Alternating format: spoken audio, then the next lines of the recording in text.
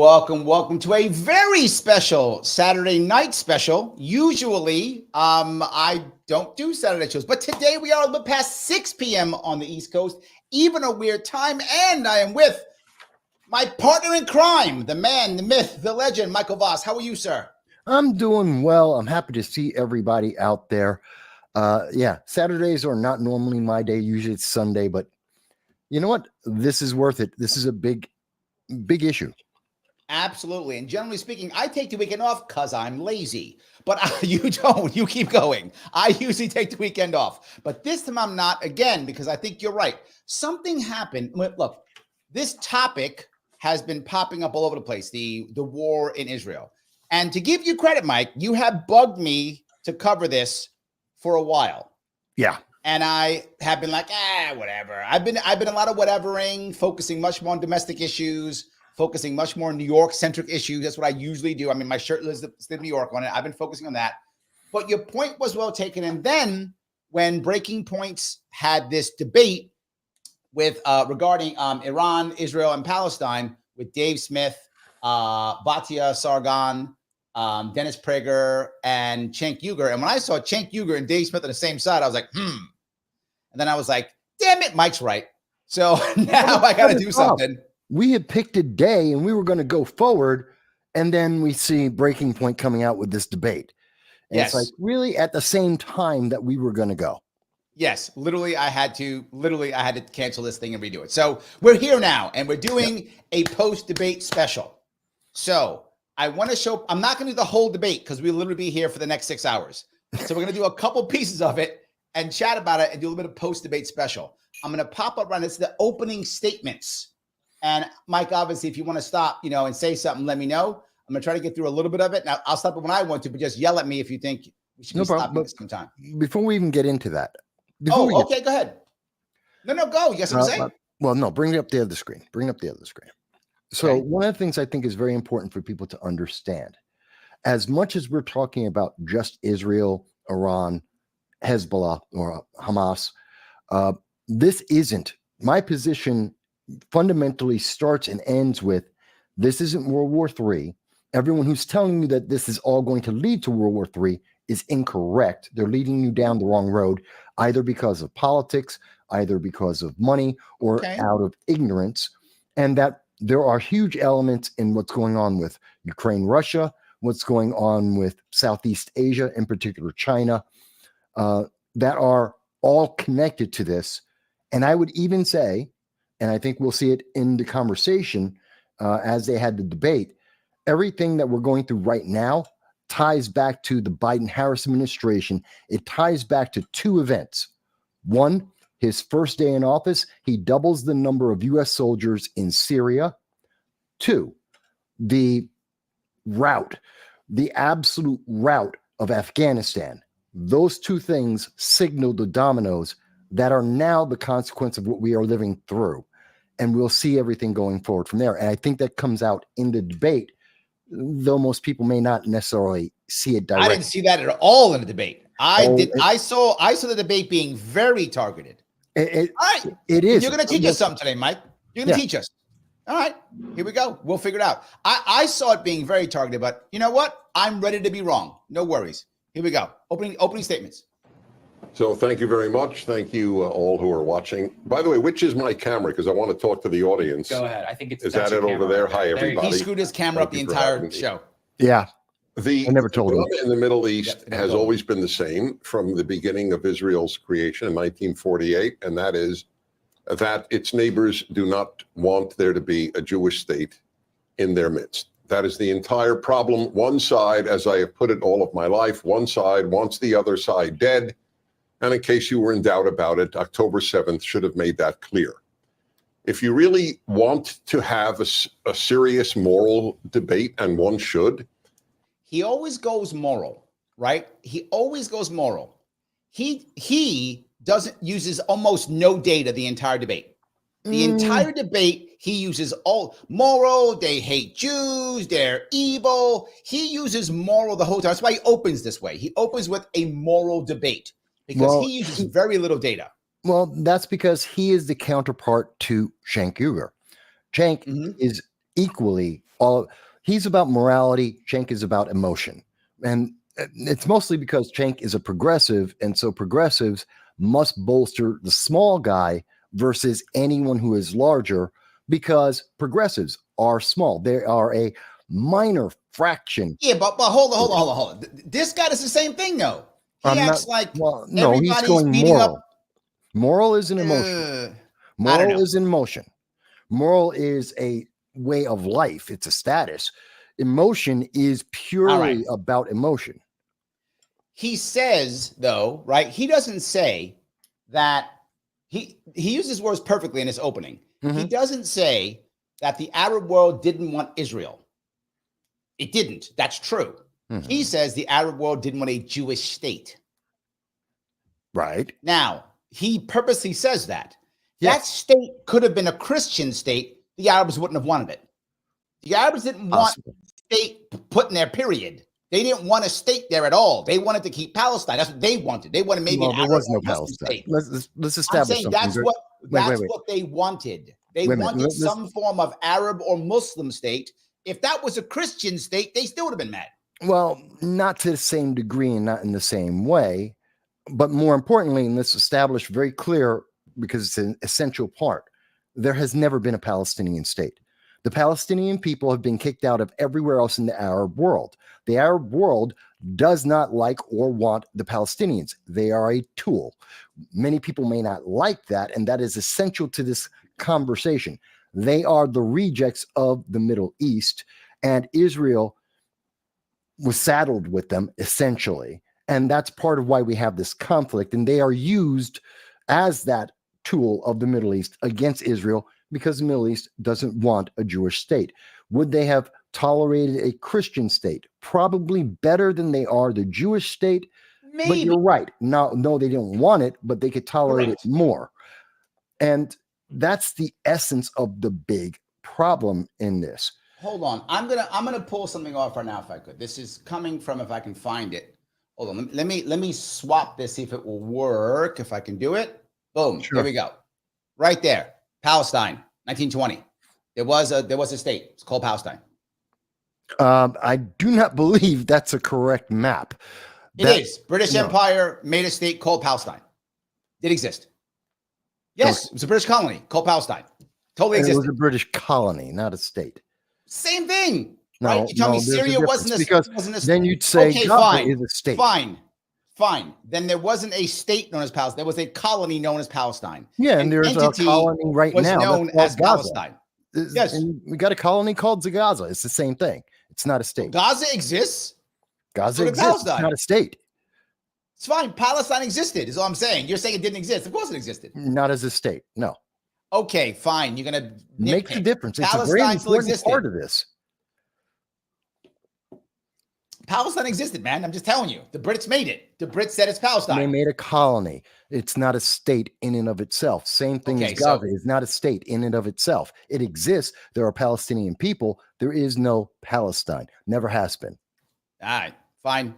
That's what a colony is. That's fine. No worries. Let's keep going. I think you're nitpicking on this one, but fine. It makes a difference. Already committed to the anti-Israel side. I have a question, and I think this question more or less clarifies everything.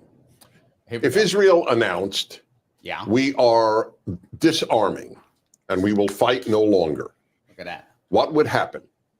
If the Palestinians said, we are disarming and we will fight no longer, what would happen? If you are intellectually honest, you know the answer to the question. The day after Israel announced it disarmed, you would have an October 7th of the entire population of Israel. There would be finally an actual genocide, not the false accusation of Israeli genocide in Gaza. If the Palestinians announced that the next day, or perhaps the next week, there would be peace. This is the only time, as the little excerpt I... Yeah, you know that's a bunch of bullshit, right?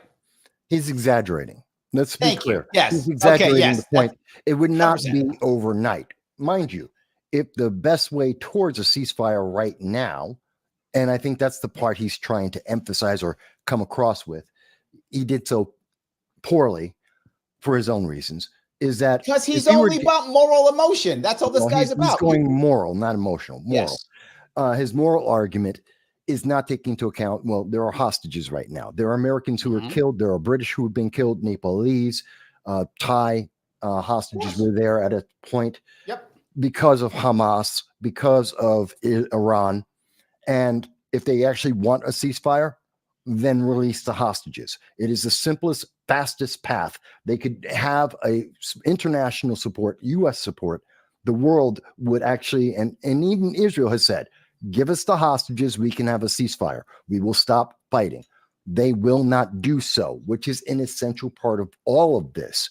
The problem is Hamas, as it's being directed by Iran, because they hate America and Israel. And that's why the hostages are still being held. And it is because America is weak. But there's a difference what you just said. Does Hamas hate Israel and America? Yes. Does Hamas specifically hate Jews? No, not specifically. In other words, the Jews they hate are those that are in Israel. No, and that's the issue. That is not that's correct. Totally correct. Look at the charter. Look at their charter. I saw their charter. I actually read the damn thing because I heard people tell me this stuff. And their charter was not 100% clear in 1988. So in 2017, they clarified because it wasn't clear because people like you said it meant all the Jews in the world. So they hate Jews. That's no doubt. They clearly do. But they clarified in 2017, those in Israel. They did clarify that. That's their initial priority. Their priority is to kill. That's what they care about. It is a genocide they want to put forth, just like Iran in Israel. has a genocide. Correct. And everywhere else. It is not, they don't separate that.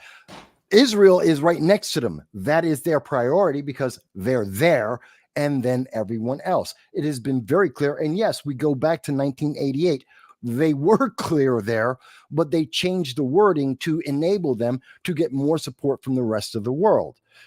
They were clear. So was Iran in 1979, 1980. They were very clear. These are genocidal individuals, these governments, these organizations. They are genocidal. They are not fighting against this state. They are fighting against the people they don't like. The point I'm bringing up here is what he's trying to do. Yeah. Which I get his tactic. I do. I get his tactic. Mm-hmm. His tactic is no matter what you say the Israelis do, it's fine because Hamas is evil and they won't stop fighting. So since his argument is a moral argument, Israel is better than Hamas. Therefore, whatever Israel does, what are you going to do? That's not his argument. I don't buy this argument, but that is his argument. His argument. That's not his argument. You've changed his argument. He does say that Israel is a morally superior country. Yes, he does say that. And he does say that Israel as a state has a right to defend itself from all of its enemies. He does state that as well. And to be very, very vociferous and aggressive in doing so. He states that, but he didn't state what you said. That is not what he said. Okay. He's prepping to say that. He never says that. Opening statement. Yes, he does. You'll see. He does say that. No. But you'll see. He does literally say that. But he preps in this to say, see, I am morally superior. Therefore, what I do, what are you going to do?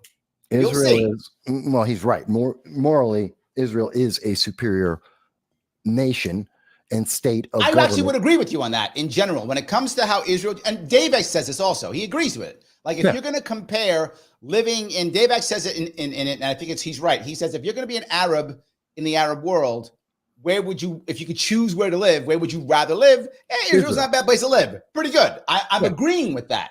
But it doesn't mean it's okay to like randomly drone strike people. That's not random. They don't do that. And that's okay. Sorry. Purposely drone strike civilians. Sorry, they don't drone strike civilians. They attack Hamas. There's video of them drone striking people getting water. Literally. No. They were one. We have them attacking. It's very difficult to understand who's Hamas and who are civilians. So just Hamas is Hamas does embed itself in civilians areas. We have seen them all. And Prager brings this up. So does I forget her name. Batia. What's that? Batia. Patia. She also brings up, in fact, I think Dave Smith brings up that Israel does make it very clear when they are trying to make their attacks in civilian. Okay, hold on. Let's walk that. She does that too. Let's go to her. And I spoke at Oxford and debated this issue.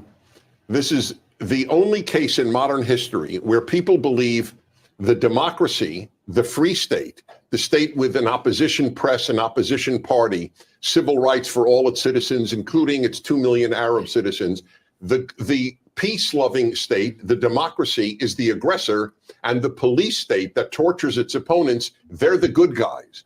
That is how inverted it is. Yes. No. That again, he's completely full of shit. No, it's true.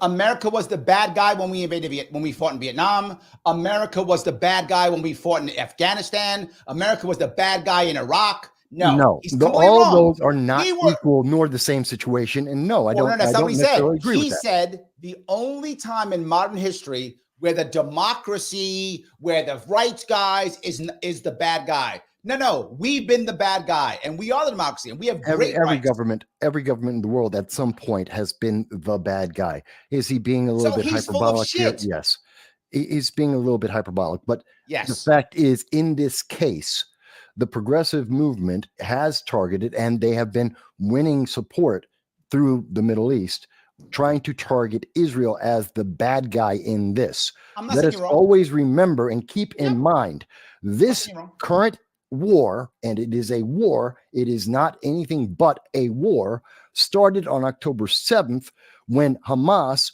targeted more than 1,200 civilians without warning, killed them, and also took in at least 250 hostages from around the world who are non-combatants that they have tortured and sexually abused. That's where this starts.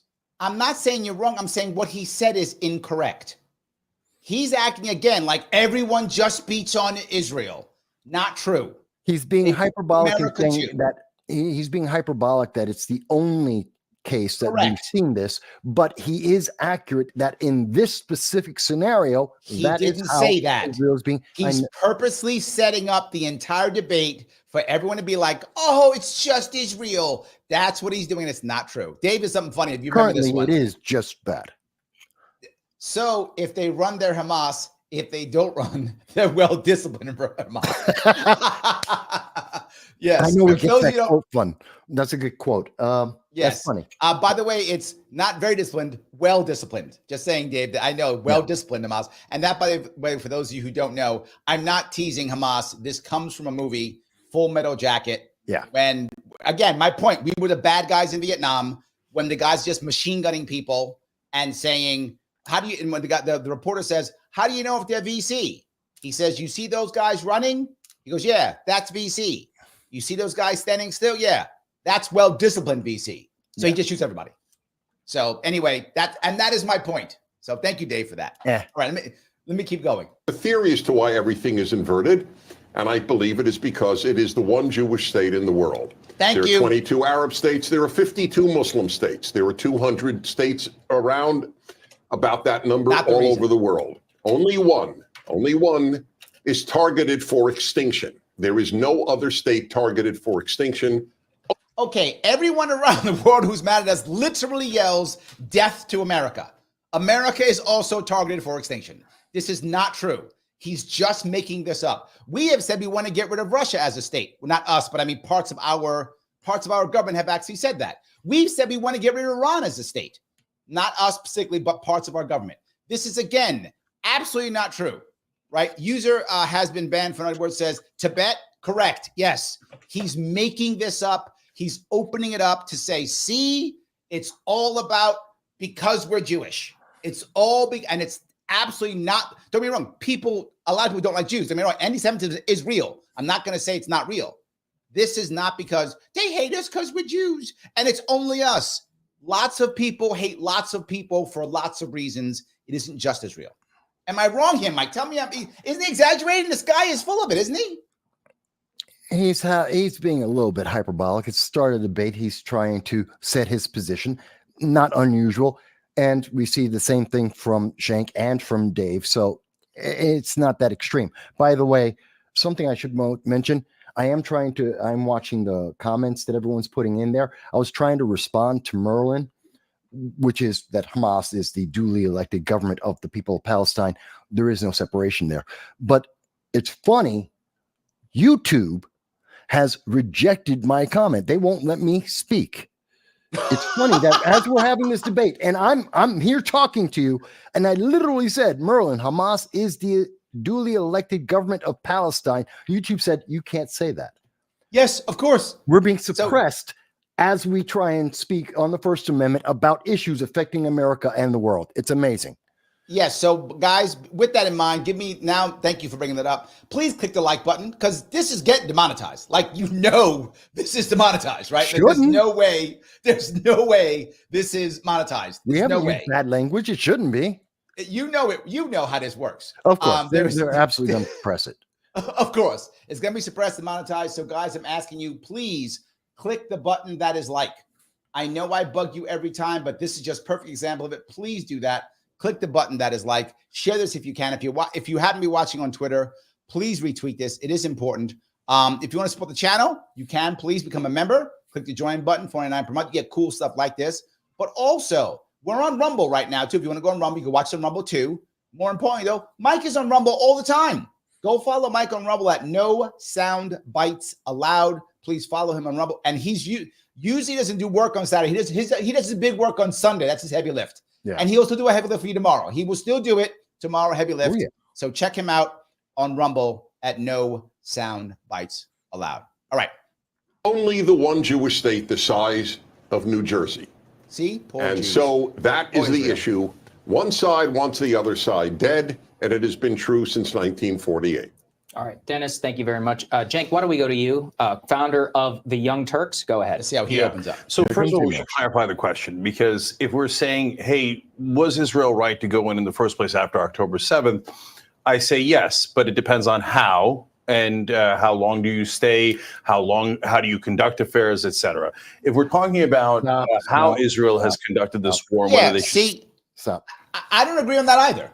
Go ahead. I think we're going to be opposite side of this one, but go ahead. Well, first of all, his argument, and much later in the debate, we get back to, so what would you have done? What would you have had Israel do?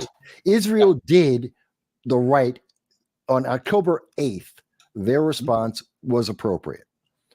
Their response in general is appropriate for a war that they declared war. They have been committing war, and it's probably one of the best wars we've ever seen in modern day. Now, people may not like that. You don't have to like it. I'm not saying I like war, but there is an understanding of it is a war. It is a war that is being fought. Shank here is like, oh, well, they could only do things a certain way. Notice he puts up the question, oh, only if they acted in a way that he approves of. That's the implicit addition. Yes. If you only react the way I want you to react. No. If you only don't drone strike civilians, like that it's not crazy. I'm going to go further. I'm going to go further than Cenk and Dave. I disagree with both of them, because both of them in this debate go, yes, it's okay to invade. And you think so too. And most people do. I say no. And they're not invading. It's their land. It's Israel's land. It's not an invasion. Well, there we go. Okay. So it's not an invasion. Okay, so they're defending themselves. They're ethnic cleansing. From a attack against their civilians, just like we did with 9/11. And I know you don't like that, but guess what? Yes, you killed thousands of our people. We are going to have a reaction. We're going to have a war. Hold on. Let me touch this. This is a perfect example, right? And they bring this up, and I think a lot of people do. They go, right, this October 7th is similar to America's 9/11. And I agree with that. I think it is similar. Isn't a perfect analogy, but it's very similar. It's very similar, right? And I'm guilty of this. When 9/11 hit, you and I were both in New York. Yeah. Right? And I remember this, right? And I was ready to go, bomb them all, kill them all. I believe that. And I was wrong. I supported the attack in Afghanistan, not Iraq. I knew Iraq was bullshit. But even back then I did. But I thought the invasion of Iraq was fine. I believed that shit. and I was wrong. No. The invasion And of here's Afghanistan was a mistake. The invasion of Iraq was a mistake. And let me tell you, I'm going to answer your question. I'm going to ask the question Cenk didn't answer. What should they have done? The same thing we should have done after 9/11, which again, I'm admitting I was not thinking that then, but I should have. The Israel has one of, if not the best, definitely the top intelligence agencies on the planet, the Mossad. Some of the top, right? Yeah. Maybe not number one, but close, right? Yeah. Why didn't they simply say, and Mossad is highly trained, fanatical, dedicated. These guys are not playing games. Why didn't Mossad go, oh, is that what you do? Sweep this up, make a list of all the people who are the bad guys, and go assassinate them all. They did it with the Nazis. Why not do it with them? That's what we should have done. We should have went in and cut the head off of all of Al-Qaeda when that happened, but we didn't. We made invasions, and it was stupid, and we killed civilians. And that's it, because we also have a great intelligence agency. Our CIA could have assassinated tons of people, and it didn't. Wait. Now, you're assuming that they have the structure that most nations have. They don't. They're terrorists. They have cells. So you can never cut the head off the snake because it's like a hydra. There are multiple literally did heads. it. Hang on. So you can't assassinate all of them because they are not connected in the traditional sense of leadership. They're not connected in the same kind of supply line. So that's one of your problems. Two, in terms of what we did as a reaction to 9/11, initially, did I say bomb them to hell? Absolutely, I did. But my only problem was, and I said this publicly, I have video of me saying this, and I've been very consistent about this. If we land an American soldier anywhere in the world, their boot hits the ground and they are going to engage in active combat. Take it over. I want us to own it. We should have owned Iraq. We should own Afghanistan right now. They should be a commonwealth like Puerto Rico. We develop them. We bring up their education system. We build their infrastructure. We build their cities, which is good for our economy, good for their economy, their quality of life as well. It helps everyone. We bring them up and uplift them, but they are a commonwealth. They wait 2 generations, then they get to vote to be independent, a state, or to continue as a commonwealth, just like Puerto Rico gets to do. That's the answer on that, because if a soldier is putting his foot on the ground, then it has to be worthwhile. To make it worthwhile means we take it. It is ours. Conquest. I have no problem with that. Damn. And that ends, that would, in a generation or so, end Al-Qaeda, ISIS, all the threats to America, take it over, educate the people, uplift the people, improve the infrastructure, good for our economy, good for theirs, and destroys these you radicals. Understand, for something like that to happen in, say, Afghanistan, say that, we would have had to put a minimum of 500,000 soldiers, Marines, airmen, sailors into Afghanistan for 2 generations, 40 years. So we would have to have, you said 2 generations. No, I did say 2 generations. I don't think so. That's 40 years, 2 generations. I don't think your numbers are correct. But yes, we'd have to have troops there. So what? We have troops all around the world. We have troops in Germany. We have them in yes, but Korea. We're not colonizing every single country in the world with that. Okay. It would have taken 500,000. I'm not making that number up. You can ask the generals. They said that. They told them that. They've come up with many numbers overall. I believe the numbers actually more accurately around 100,000 over that time period. And we have had 50,000 troops in some of these countries for extended periods of time already. So it's not that big a leap. We're not talking about something that is numbers impossible to ever maintain. We've had over 55,000 troops in Afghanistan alone. We can sustain that. We can do that. And we could have done it. We did it for over a decade, actually almost 15 years in a row. We can get there. That is attainable. It is unpleasant for some people. Some people are uncomfortable with that, but that's not the same thing as an objective that we can achieve, and that at the end of the day is the best benefit to us and them. So what you're saying then is the answer would have been to basically force culture and democracy in Afghanistan over the course of 40 years. If And we're if going, that cost us $4 or $5 trillion, what are you going to do? we'd make the money back just by building up the infrastructure, having access to the oil, making us energy independent and an exporter of oil and gas, developing their nation, more resources, more intellectual resources. The cost is not really important because we get that back over the time period that we have them as a commonwealth. Wow. Okay. And if we are going, and again, if we are going to fight that war, if we are going to fight and have Americans die, then yes, to make it worthwhile, we take the country. Period. I'm gonna give you that, right? There's a point there's a logic in what you're saying. I mean, I hate what you're saying. However, there is a logic in what you're saying, right? If we're going to have all these people die, we should get something from it. I'm gonna go though with the more radical thing. Let's not invade and have people die at all, and let the people have their own country the way they want it, as forward or as backward or as progressive or as conservative as they like.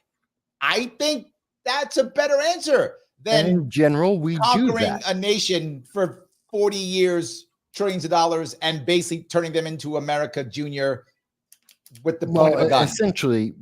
Essentially, we do have a hands-off as much as any major multinational nation in the world. All the first, second world nations, we're about as hands-off as any of them, to be honest, to be realistic.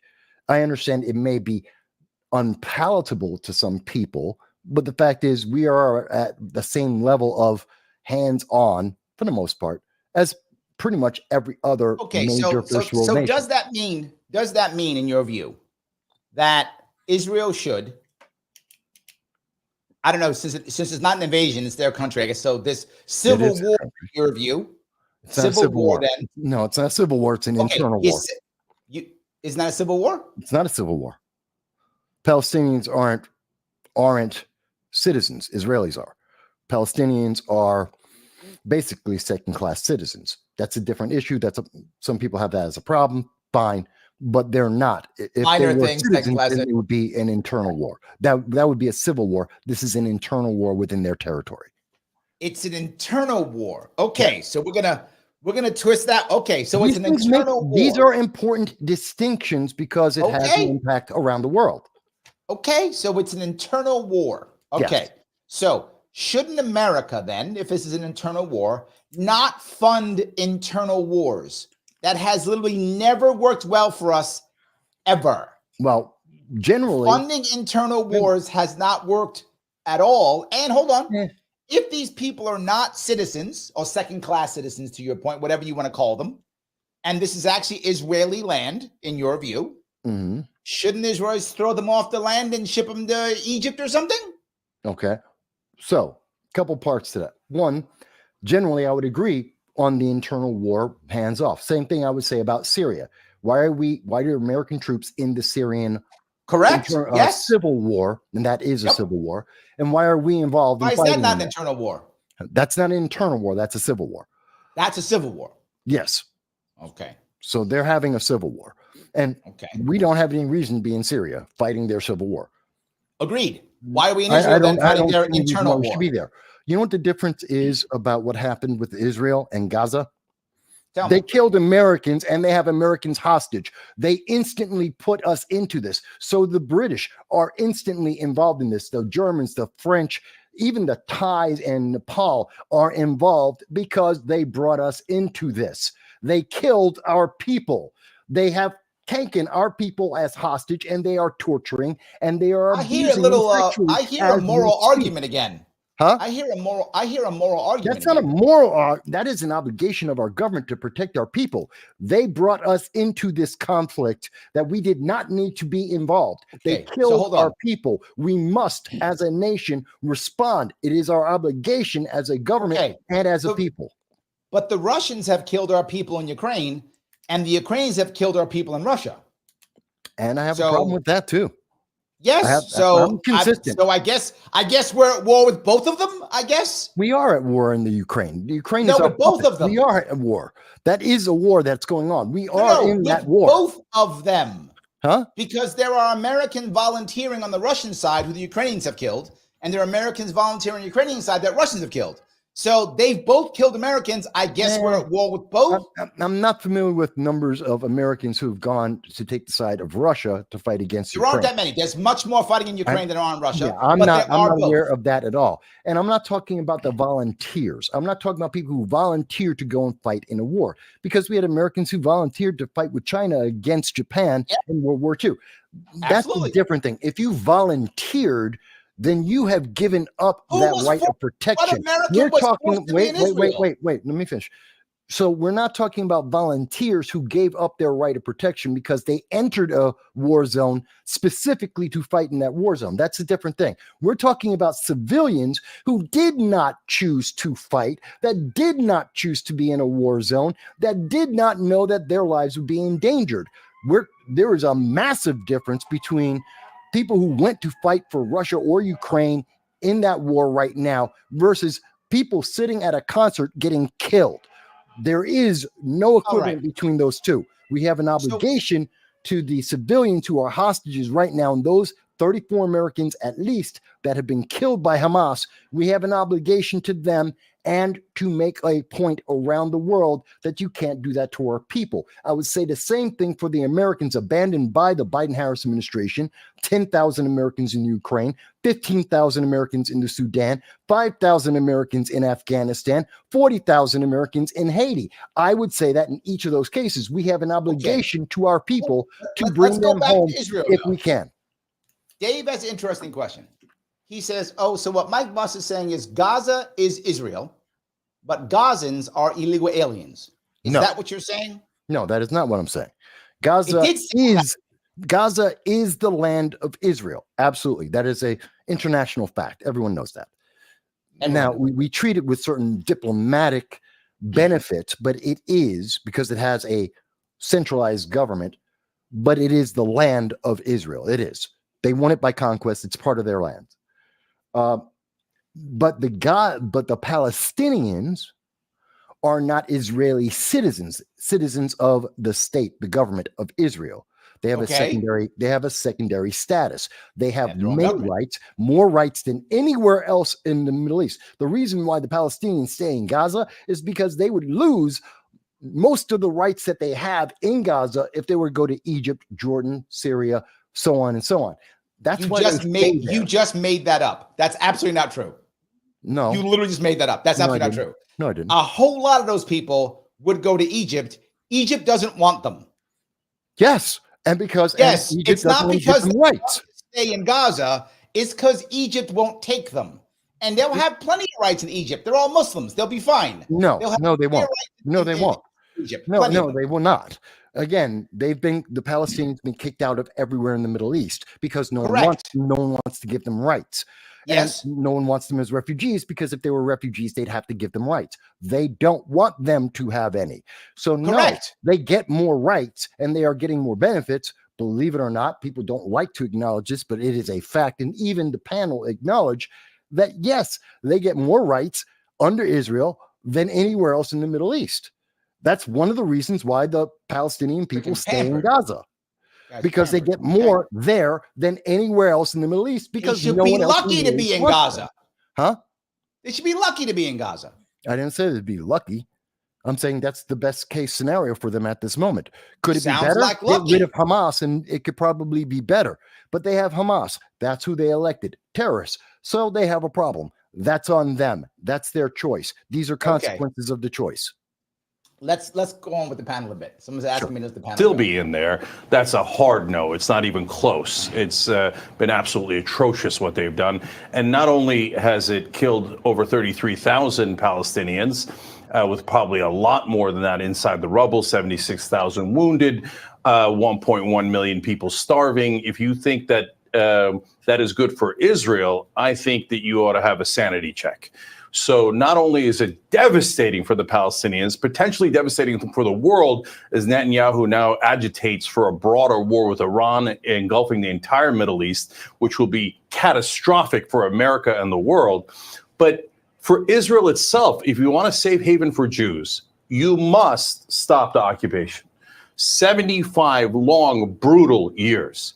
So it's one thing to say, hey, theoretically, Hamas would do this. And by the way, I'm then going to say all Palestinians would do that, or all Muslims would do that. That's a dangerous area to go to, right? It's another thing to say, yes, well, while they theoretically don't want our state to exist, we are actually preventing their state from existing. I mean, it's such an ironic argument.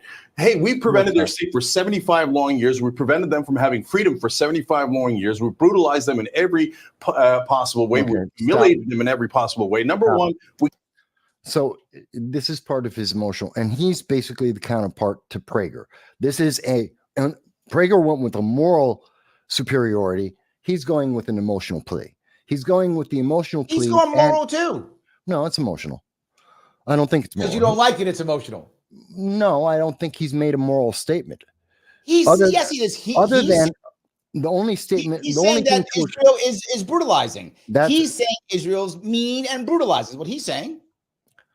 That part, yes, that part is it. But everything else that he's saying, just like everything that Prager said, isn't about moral. Some of it's emotional. The majority of what Shank is saying is emotional, and he has a little bit of morality in there to make it easier to absorb. But he's also fundamentally, I think, wrong in his viewpoint. And I think his viewpoint comes from the fact that as a progressive, he has to support the small guy versus anyone who is bigger. It's part of their ideology that racism only is a function of power. And anyone who's bigger than you obviously can be racist. You can't be racist to someone who's bigger or stronger than you. It is part of that mentality that progressives absolutely need, because they are a fraction. They are the small guy. They are the splinter of the United States, of the world, and they are trying to promote their socialist ideology. In this case, though, isn't he factually correct that Israel right now is the bigger person and the aggressor at this time? Isn't that true? No. Well, in part, yes, Israel is bigger and stronger, and everyone knew that even before Hamas decided to attack. They knew they were punching outside their weight class. They knew they were punching up. They did it anyway because they didn't care, and they thought that they would get the kind of reaction we're starting to see from, Harvard and over at Cooper Union and Binghamton University. They would get that progressive support towards their cause, which is true. But what would you expect? Isn't he correct when he says it is the equivalent of a 75-year occupation? No. Because they haven't been able to have, to your point, they've been second-class citizens. You've said that. They haven't been able to have their own real state. You've even said that.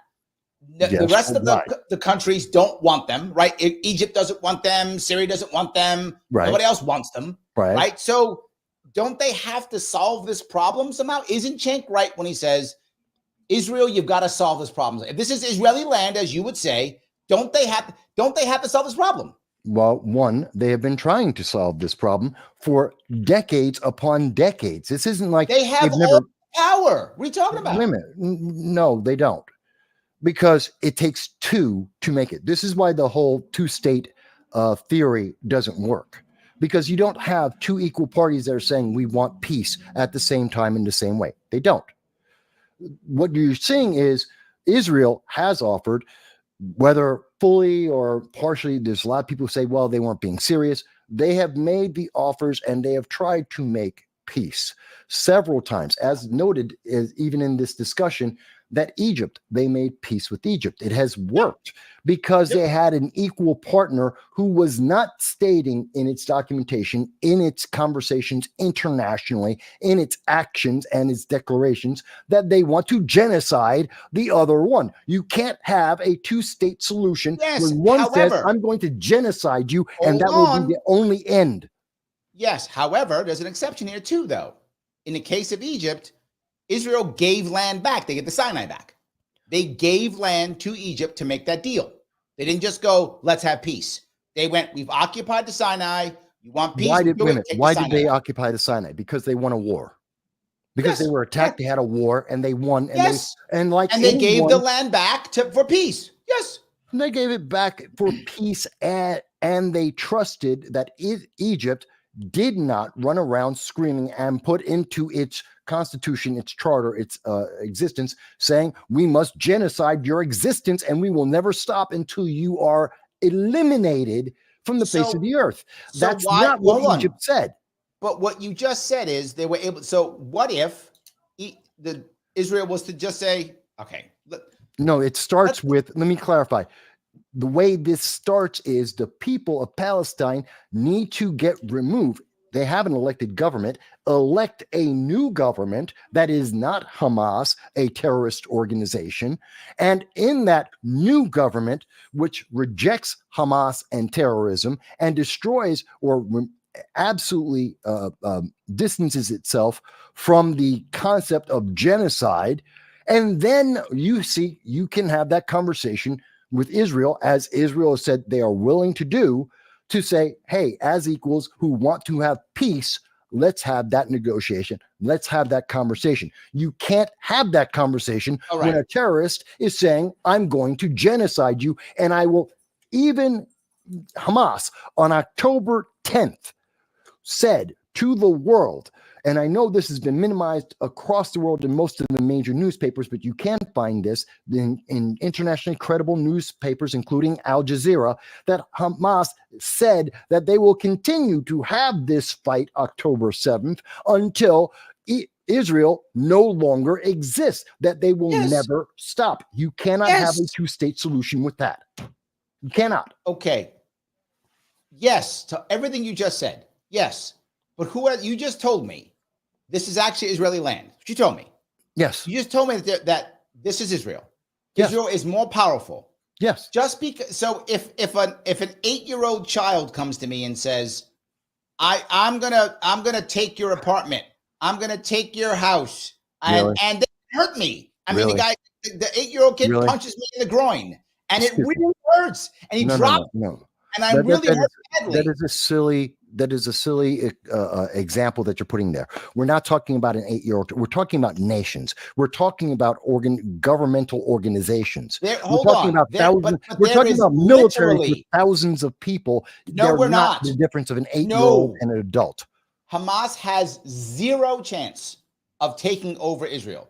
Zero. Not small. Zero chance of taking over Israel. Israel can take over Gaza if it wants to. Israel can flatten Gaza if it wants to.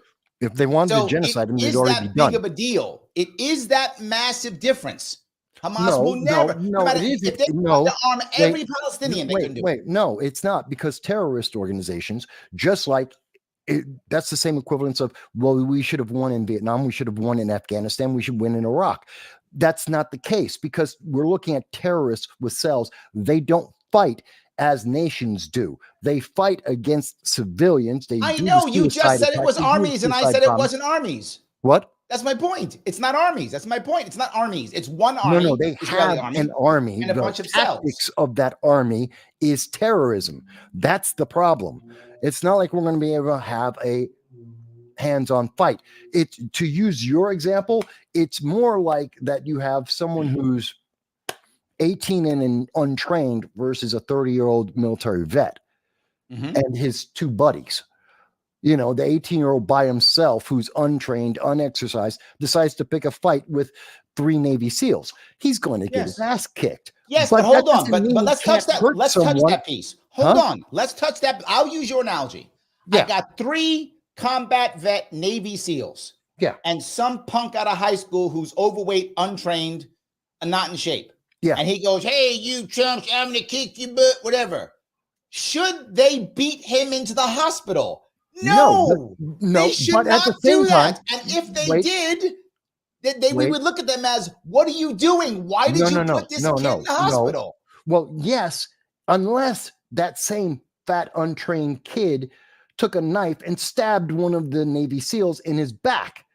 And then if they beat him to a pulp because he did that, knowing full well he's going to lose, you can't tell me, oh, well, that was completely unjustified. No, he attacked them. He hurt them and did so on his own will, by his own desire, and they reacted. And that is the correct analogy. Yes, let is me it give an you 18-year-old fat but kid let who's me tell you the untrained? difference, though. Sure, with a knife on. who stabs someone in the back. Then let me give you what I think is a better analogy then. Because what your analogy is, it's random. No, it's not What if random. It's purposive. It's purposive. No. But so let me give you the opposite then, if I can. Okay. 3 Navy SEALs Yeah. who are now bullying the 18-year-old.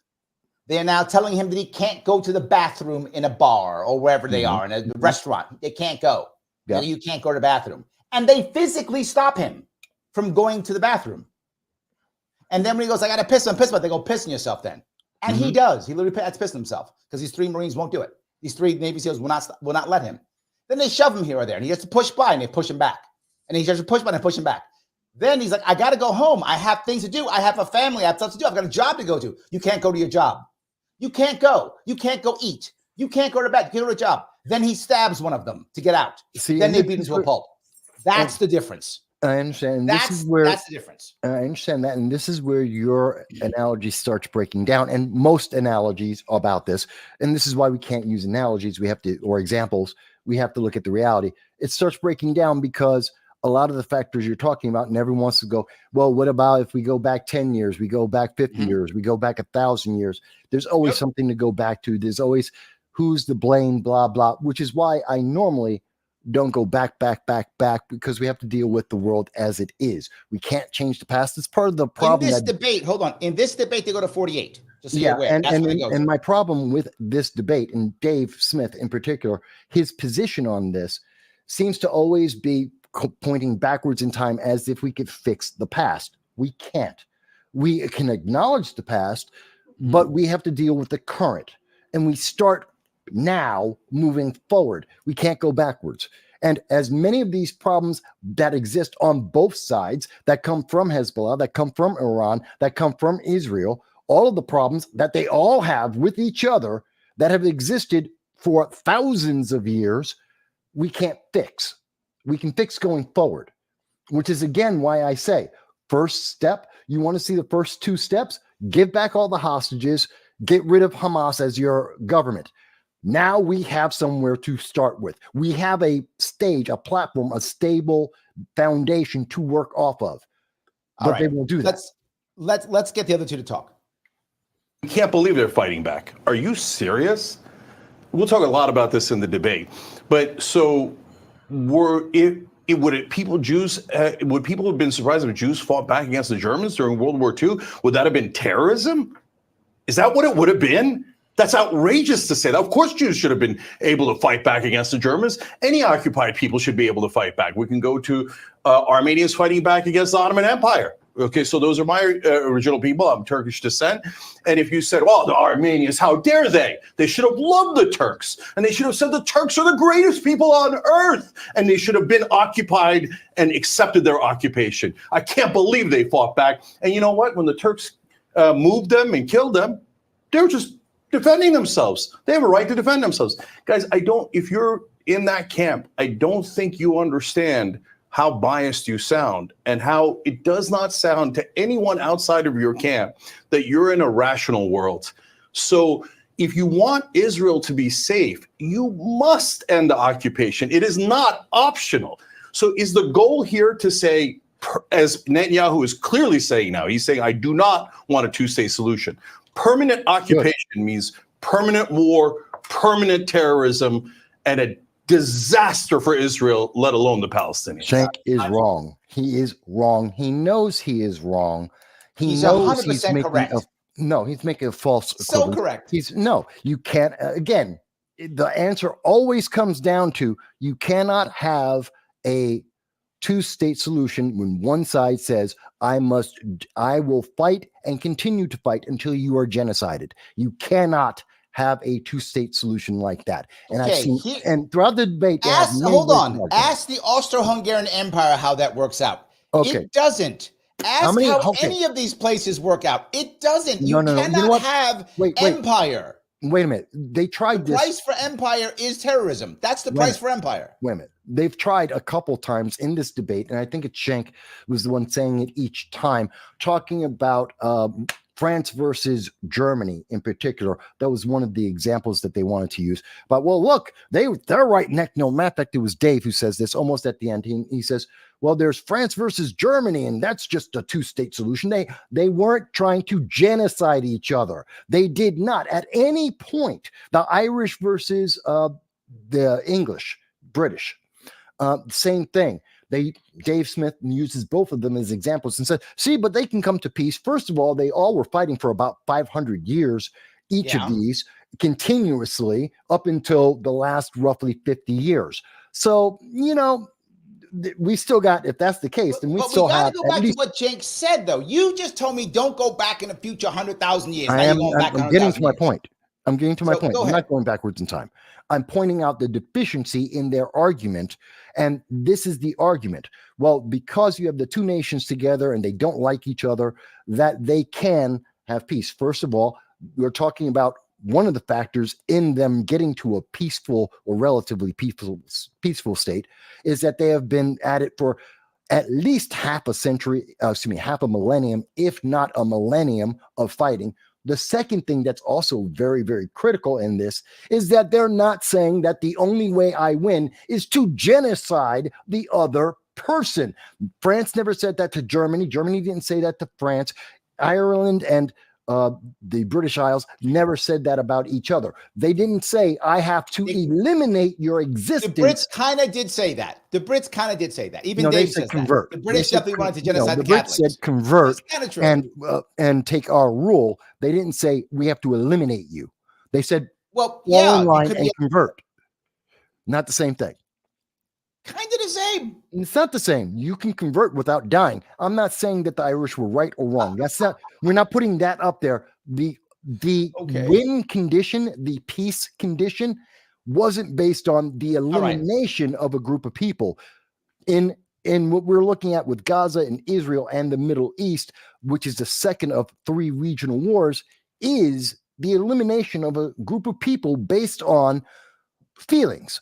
Yes, but hold on. This is an important distinction here. Yeah. And what I'm saying here is, look, there is an occupation. You're agreeing with that. The people in Gaza are saying, how can you just take our land? This is our land. And the Israelis are saying, no, it's our land. And you agree with the Israelis. You think it's their land. Okay. It is their land. So if both people say it's their land, wouldn't someone agreeing whose land is who be the actual answer? And second, hold on, let me finish. And second, of course they say they want to kill and destroy. People always say that all the time. Then once you give them a little bit of time with peace, they tend to change their mind. Let me give you an example of that. Hold on. Let me give you an example of that. Let me give you an example of this. No, give you an example. Wait a minute. Your equivalence is not correct. Kill is not genocide. There is a massive difference. So when we're talking about, as another more recent example, Darfur out in the Sudan, that is genocide. It is not kill. It is not, I want to be in charge of the government. It's eliminate their existence. That is very different than kill. Very different. Okay. Let me give you an example. Yeah.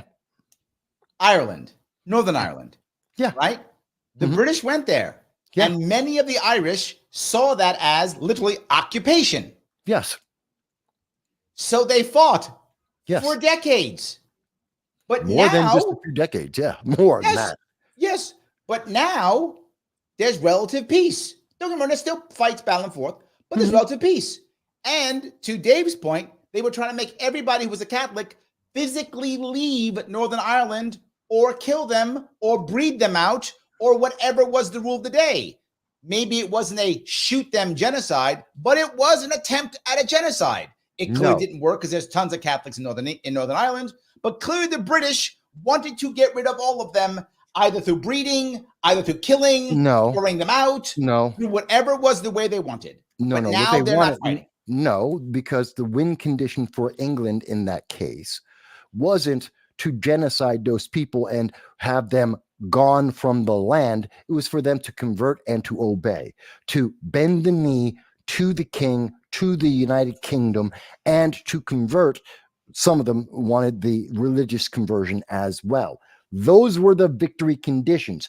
Now, if they could get those conditions under killing a lot of the IRA, eliminating the army, the terrorists, getting rid of them, and that could get that condition, or they could do it through law or other forms of oppression.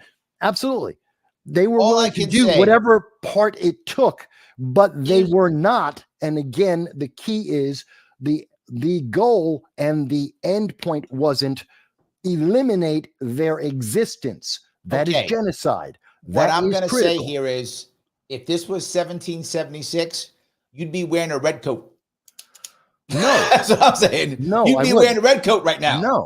No. There's this. Yeah, you would. No, there is a big. I'd have a three-cornered hat on with a blue shirt. You would have a red coat on right now. That's all I'm saying. One, and just Joe, I see you in the comments. I'm not a libertarian. I'm a Republican, which is probably part of the reason why me and Larry are back and forth. Yes. As much as I love him, mind you, folks, we're going back and forth. I love him. He's my brother. I love him too. Of course, that's why I have you here. Yes, absolutely. So just to alleviate anyone, because I see all the comments there, it's not like, tomorrow we're going to have coffee. It's not a big deal. That's correct. Yes, absolutely. But we have difference of opinion. And my opinion, I'm a conservative Republican. That's part of it. But I'm also looking at the world in the most pragmatic manner that I can. Based on we've been doing this for an hour and we haven't got past opening statements. Let's try to get past opening statements. Let's try. Okay. Let's try. Why don't you go ahead? Batya Ungar-Sargon. She is opinion editor at Newsweek, and she's the author of Second Class: How the Elites Betrayed America's Working Men and Women, which we have a copy of on the desk right over there. She was so kind to give us one. Go ahead, Batya. You can go ahead. Thank you so much for having me. I'm so honored to be here with this panel. Are we all in agreement that Israel was just to invade after October 7th? Shank, you agreed with that. Dennis, you obviously agreed with that. I agree with that. Dave, are you in agreement that that was a just? Here is where I think Dave makes a mistake. Well, everyone agrees.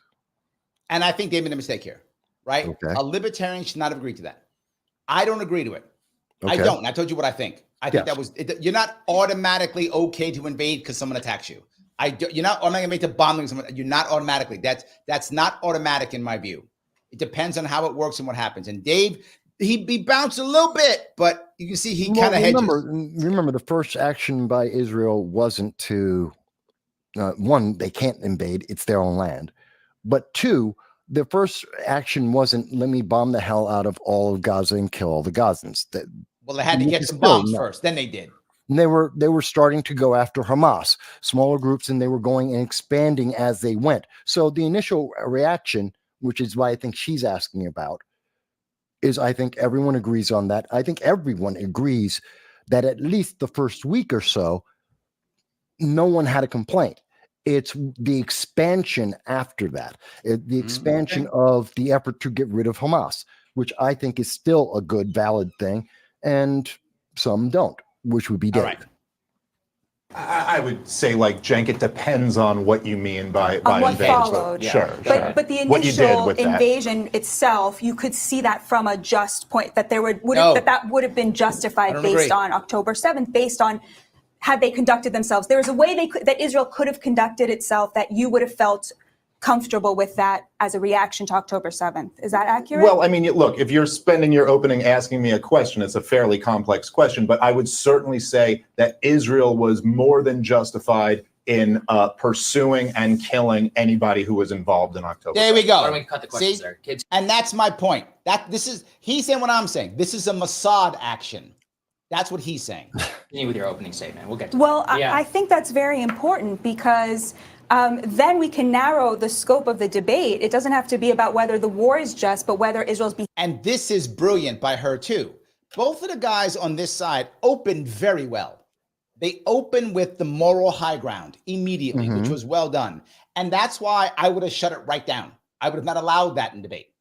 When they added like, no, you are not justified. No, that is not true. I would have stopped it off the bat They didn't see this as their opening to set, and they tried to hold the moral high ground the entire debate. And I would have pulled them off the moral high ground right away. That's I don't think I love you Dave. can He's take amazing. them off the moral high ground because they 100%. do have it for a reason. Not even close. Nope. Nope. We disagree. Since invading was just, and the way that it has carried it out. And I think the answer to that is very clearly yes, because first of all, the measures that Israel has taken, obviously we look at the destruction and it is horrifying. We see these children, we see women, we see people being impacted in the most horrific way. And it looks horrible. But the reality is that war is horrible. And the thing that we have to determine is Israel engaged in a war or in war crimes, right? Is Israel engaged? This is a valid question she has, right? It's a valid question. Is this war crimes or is this war? I think it's a valid question. I do think it's valid. It's war. But my point is it's a valid question. There are people saying it's not. There are people saying it's war crimes. And I think that is a valid question. Engaged in a justified response to a heinous attack, or is it going and doing things that are beyond the pale? And the evidence seems to suggest that Israel is not only behaving in a way that every other army has behaved in a very similar situation, but in a much more careful way, despite the massive destruction. And the evidence for that is in the efforts that they have made, the millions and millions of phone calls they make. You understand that Israel telegraphs to the enemy before every single thing that it does in Gaza. They're literally giving away the plan in order to get civilians out of harm. Utter horseshit. 100%. No. Utter horseshit. What, they don't? They call everything. Stop. No. We know for a fact they do put down the pamphlets. They do notify areas before they go in with many of their attempts to eliminate or to identify Hamas. We know that they do that. Are they perfect at it? Absolutely not. Is this one of the most humane attempts at this that we have seen in modern warfare? Yes. Because if you don't, then you get Berlin firebombing. That's what you get. That's the other side of it. Is you're talking about Vietnam, you're talking about Korea, you're talking about Afghanistan, you're talking about firebombing Germany. But you see what they go on and talk about that, and they're like, well, that was all justified. They think that's all justified. I do think it was justified, but that's war. But to take the side of, or to understand the side of those who are saying, war crime, it is a war. War is unpleasant. There are realities that we have to understand. I understand the emotion. I understand when people are saying, but innocent lives. I get that. And there are innocent lives all throughout the Middle East and around the world 100%. That are being affected by this. I get 100%. That. We have people who are having, as a reaction to this around the world, including in the United States, we have people on both sides who are attacking people. We had Cooper Union, a bunch of students trying to break down doors to get to other students to attack them. We had in Cornell University a student who joined Hamas to do this. All I'm saying is I want to stay with the war, right? She's acting like, and this is the part that bothers me again. She opens the same way, like Israel is so perfect. What she should, that's what she's trying to say. A call every time and blah, blah. Same morally superior than terrorists? Yes. Morally superior to terrorists? Yes. If she had just said that, there's no argument with me. But she didn't say that. She's like, they call them before they do anything. They do nothing wrong. That's how she's acting. The same way Prager did. Like Israel does nothing wrong. They just, that's what bothers me. It's the same thing. That's why she started off with, in terms of her statement about October 7th and the reaction, and also saying, there are ways to have been, does everyone agree that depending on how Israel responded, that everyone says it was fine to react, to have a reaction to this, to the threat to their citizens and the ongoing threat of genocide. And everyone in the world said yes. The fact is, the world, because we are in instantaneous communication, because war is ugly, because there is a lot of PR out there that has a political motivation behind it, the progressives have a political motivation. So does Iran. So does the Middle East. The whole world. That's why we see the current reaction. If this were before the on, internet, current reaction no one is would have a problem like this. The current reaction is anti-Israel. The current reaction is reaction has anti-Israel. become the reaction has become against negative to Israel because of the instantaneous nature of news and the way it is being reported by many of the major news media. They're droning innocent people. You can see it. Yes. Okay. They're droning innocent people. And while that does happen, because innocent people die in war, that is a fact. It is unpleasant. It is unfortunate. Okay. It is a fact. That does happen. Agreed. But that doesn't make it okay at all. I didn't say it's okay. Right? There's a difference between saying, hold on. To be forward, I was upset when Obama was droning people too. It wasn't like I am unhappy when all of us are droning any people like that. So I'm not just anti-Israel. I'm anti-droning civilians to death. That's what I'm against. I don't care who does it. When Obama did it, it was bullshit.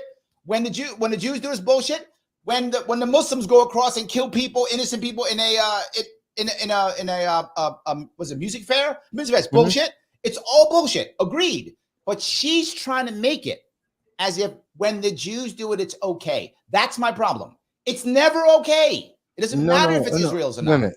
I don't like it when, yes, it is unfortunate in war that civilians die. I do think there are very big differences between terrorist actions of Hamas, they are terrorists, Hezbollah, the Houthis, Iran, terrorists, very big difference between them.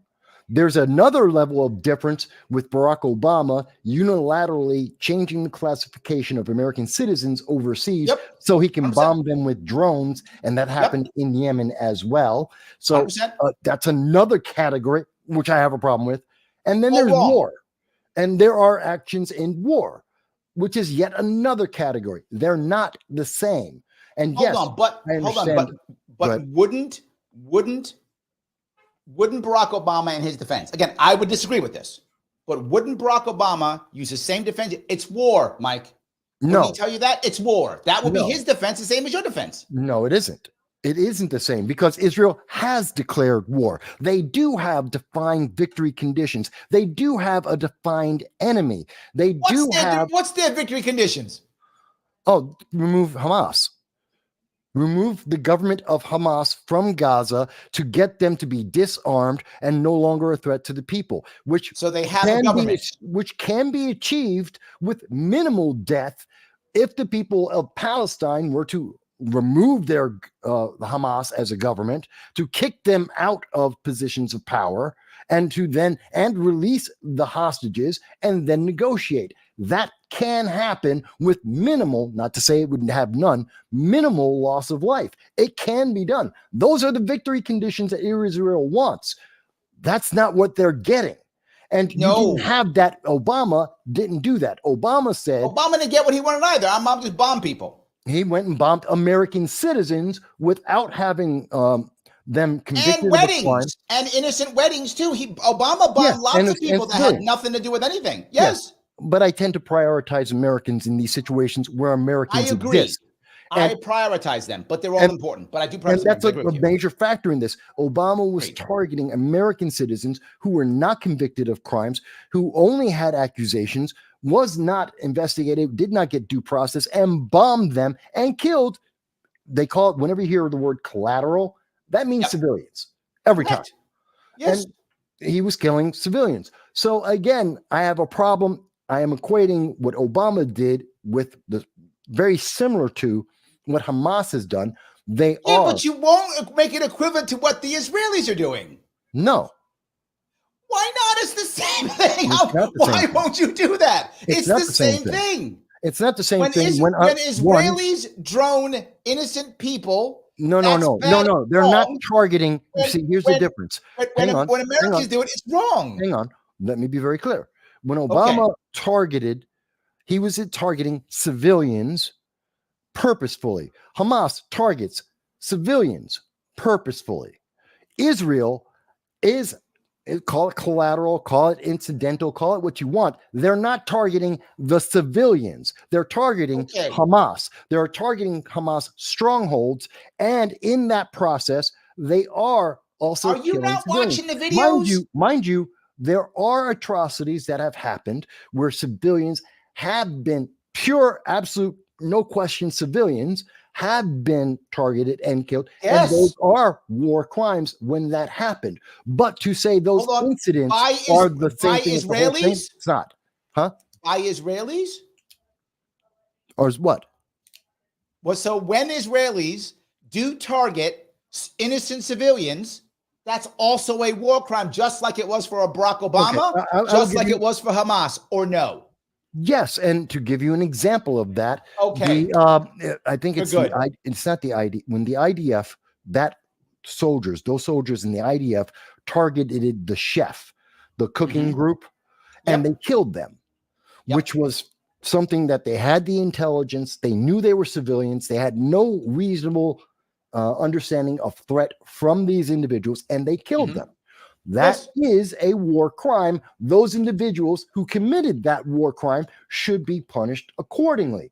That does not mean that everything that Israel has done is a war crime. I didn't say that. No. I never said that. I understand you're not, but there are others who equate it.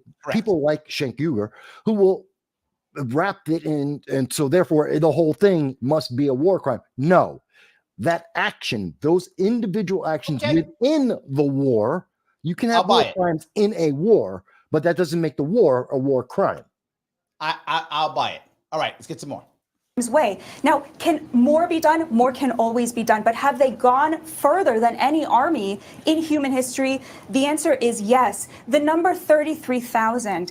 Last week, Hamas put out a statement on Telegram in which they said they cannot account for 11,000 of those. So Hamas itself reduced the number to 22,000, which means that if you take the number of Hamas soldiers who have been killed, right? Israel says 13,000. Hamas itself in February admitted to 6,000.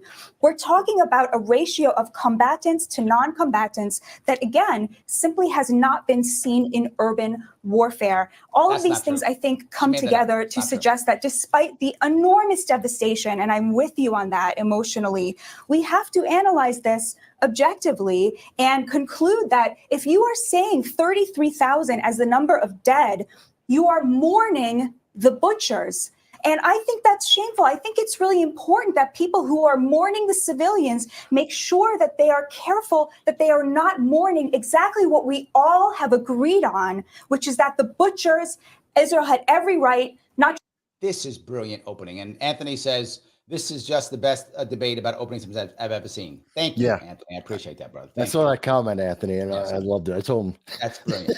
But because what she's saying is we agree, and she's now calling them butchers in it. Again, they both jumped on the moral high ground off the bat. Are butchers. They are terrorist butchers. They are evil. They are vile.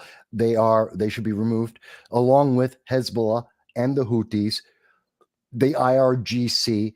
They are terrorists. They are evil and vile. The government of Iran is despicable. So you think maybe so you're one of those regime change guys. You like that stuff.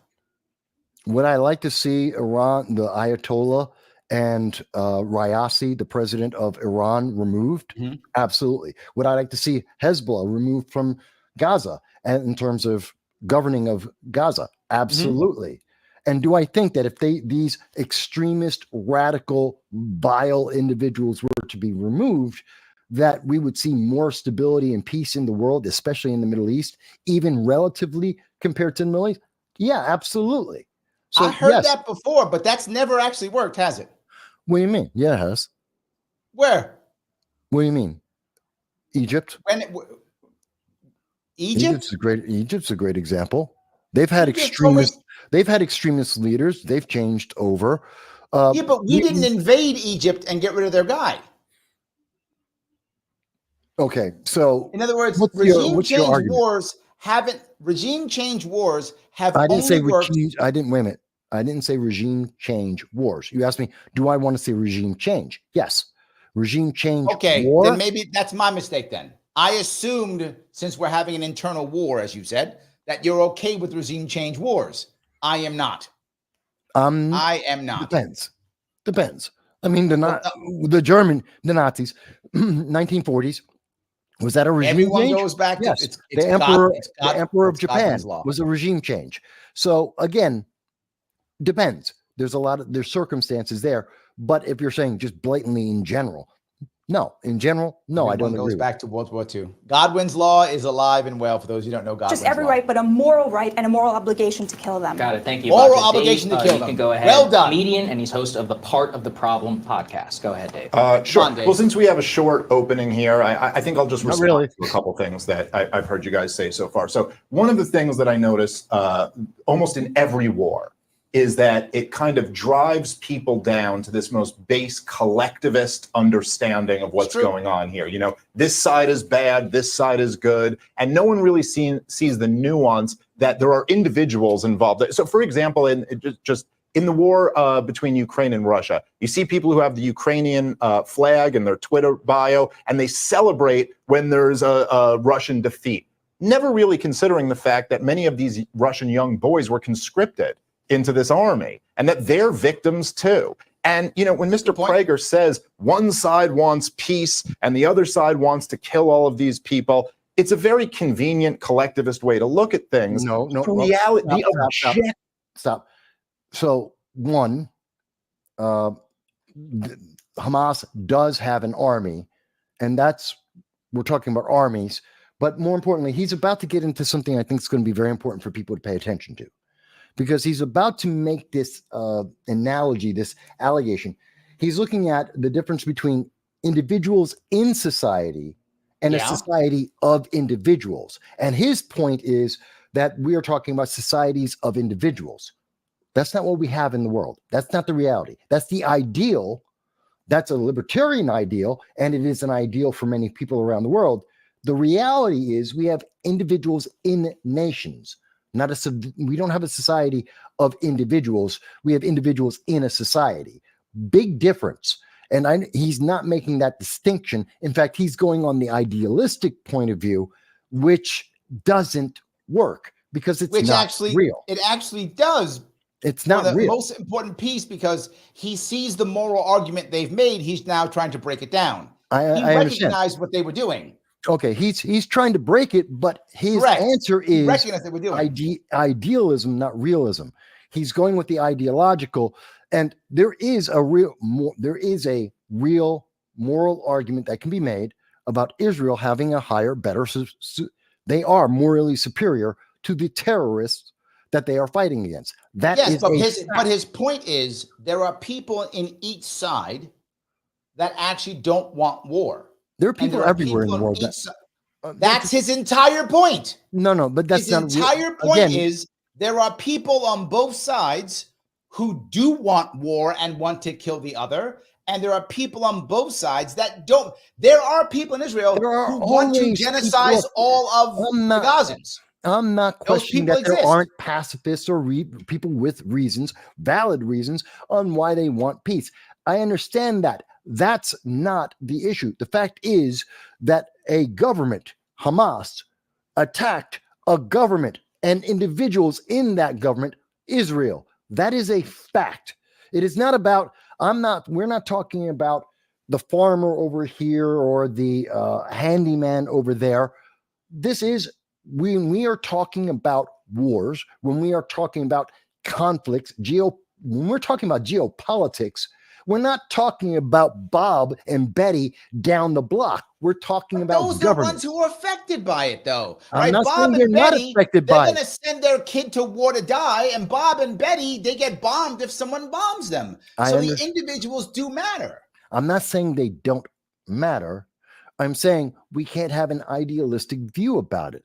Yes, they have a way to respond, and they can in most countries, in all countries. You can guide your government, or you can be guided by your government. He's looking at this in that all these individuals are making the choices. Let's let him talk. Let's let him talk. Let me grab the first piece that you'll see what I mean. He says Israel isn't morally superior. That's insane. What I mean by that, when I said that, is Mike and I disagree on the definition of that. Mike actually was in morally superior. I say morally superior because they have a better government as a general for their citizens within Israel compared to most places in the Middle East. And even Dave says that. Dave says the government, how it treats its citizens, the Israeli government is better than, I can't think of a better government in the Middle East. There may be one that I'm missing, but I can't think of one. No, there isn't one. Yeah, I didn't think so. I couldn't think of one. So that's what we mean. That makes any sense. So, all right. Let me see if I can grab this here. Let me get him to keep going. The reality of the situation here is that there have been atrocities on both sides committed against the other side. This is true throughout the history of the existence of Israel. This is true before the existence of the state of Israel, when with the Zionist settlers, the British, the Arabs. There were atrocities committed on all sides. And to say that everybody, as if, or to imply that everybody on the Israeli side just wants peace, and everybody on the Palestinian side just wants, that is just not true. There are lots of Palestinians. But his point is real, and I think this is what you may be missing here, Mike. Okay. The reason why he's saying this is because he doesn't want the what I call the one-word story, which is the way you dehumanize people, right? Every Palestinian is Hamas, which means every Palestinian is a butcher. So I know he didn't. I'm saying that's what he's trying to avoid. That's why he's saying this. He doesn't want everyone to go, everyone's a Palestinian is a butcher, or the reverse. Every Israeli soldier is a saint, right? This is his point. Yeah, but not every Israeli soldier is the devil either. Let's be very clear. Agreed. I think the only people who say those kinds of things are the extremists who are trying to gain political favor and have an agenda. I think the overwhelming majority of people understand that there are nuances here, that there's, as he said, there are atrocities in every war on all sides. Throughout all human history. You can hear it. The guys on the right side of that panel have literally tried to make it black and white, no nuance, nothing. They've gone out of their way. They are correct in saying that Israel is morally superior in this fight. They were attacked by terrorists. They are responding to eliminate that terrorist threat. That doesn't make them morally correct. Is a threat against not only the Israeli nationals, but also the subclass of Palestinians. Hamas is a threat to them as well. It is a benefit to the Middle East in terms of stability and peace to remove Hamas, the terrorists. Okay. Wouldn't again, I'll go back to Obama. Wouldn't Obama literally give you that same argument for blowing up weddings? Wouldn't he give you the same argument? No, because America wasn't attacked by the Houthis in Yemen, and the Americans weren't. American soil, American property, American citizens weren't attacked by the Houthis when he did that in 2015, as I recall. It could be 2014, 2015, when he made the declaration to bomb them with the drones. So that's one, no. Two, he's attacking American citizens. He wasn't attacking the Houthi I'm not talking about, I'm talking about blowing up weddings. I'm not talking about who was he blowing up at the weddings? American citizens. The Houthi terrorists that were there around the American citizen was a bonus for Obama. And he's wrong because he was targeting American citizens. That was his target. Everyone else was collateral and bonus under Obama's eyes. A lot of people don't realize that Obama did this. There's a huge thing about that. Again, it was about 2014, 2015.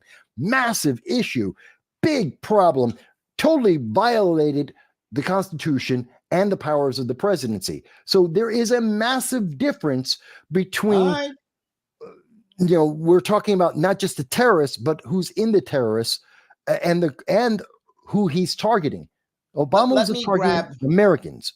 Let me grab someone who was a member, and thank you, Jeanette, for being a member. If you guys want to be a member, you can. If you want to, you can head over to Larry Sharpe YouTube, click join, $4.95, $5 a month to get more and more of this. You can also super chat me if you want to on Larry Sharpe YouTube.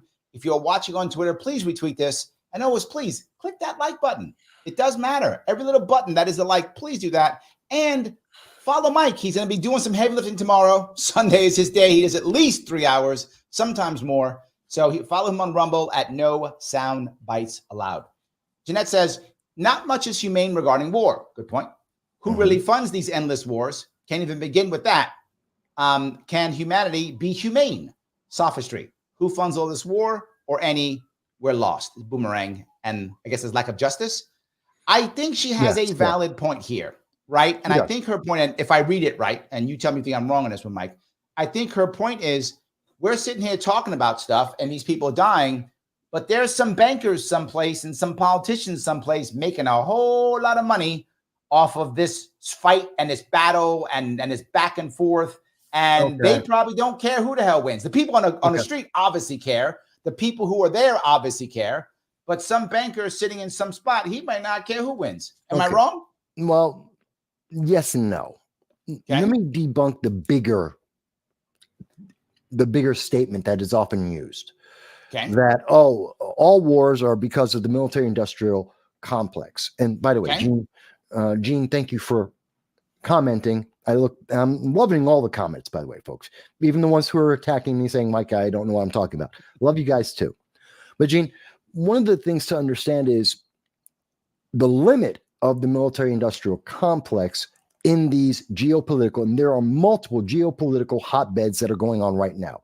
And we are facing 3 regional wars, which have geopolitical influence of the military-industrial complex.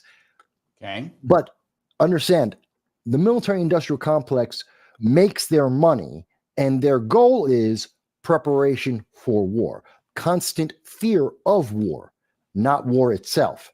They lose money. I'll buy that. I'll buy that. Yeah, they start losing money. The moment bullets start flying and governments start clashing, they start losing money. They want the constant fear, the constant buildup. It's basically edge, edge, edge, never to the climax. That's what they want because it is bad for business. So when people say, "Oh, they just want war," no. What do you mean it's bad? It's not. If it's not in your country, it's good for business. It's bad if it's in your country. No. They don't look at it. If you're looking at it from a business, the military-industrial complex, they don't care about countries. They care about constant fear and buildup. Any country doesn't matter. You get the little minor warlords. You get the guy like the Lord of War, Victor. Yeah, I remember that. Victor Bout. They made the movie about him, Lord of War, with Nicolas Cage. Yeah, he wants the minor things. That's why he gets funding from various governments for minor warlord skirmishes. That's political playing. They're playing politics with that to keep various smaller countries under control because of the internal conflicts constantly going on, civil wars and such.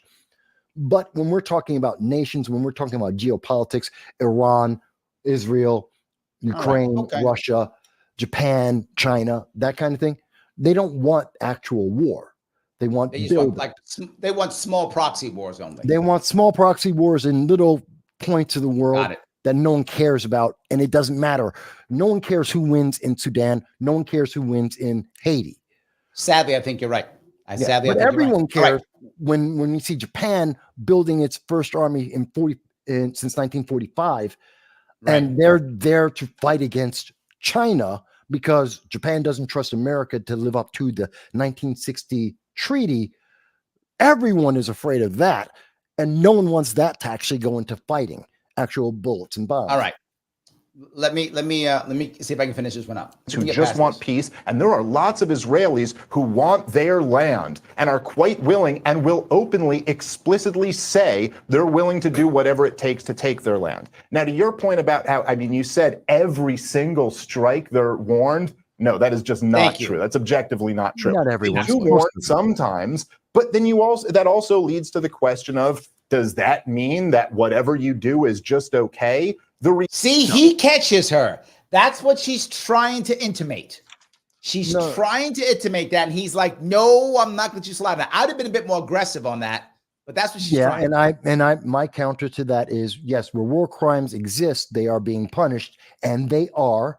Israel isn't hiding from that. They are. They are. Oh no. There's been no internal investigation at all. They have been blatantly hiding individuals who've committed war crimes, and they have recognized that war crimes may have existed, and they are acknowledging and looking into it. So you can't say, "Oh, they've completely." No, they have the international attention. They have the pressure. It is being reacted. Is it enough for some people? Maybe not. I'm not I'm gonna buy again. you a I'm red not coat. saying they're I'm gonna buy perfect you a or red coat. angels, I'm but buying you to a say red that coat. it isn't happening would be a lie equally. I don't trust the Israeli government to investigate I don't itself. trust. You know what? I don't trust most governments, but I trust Thank you. terrorists less.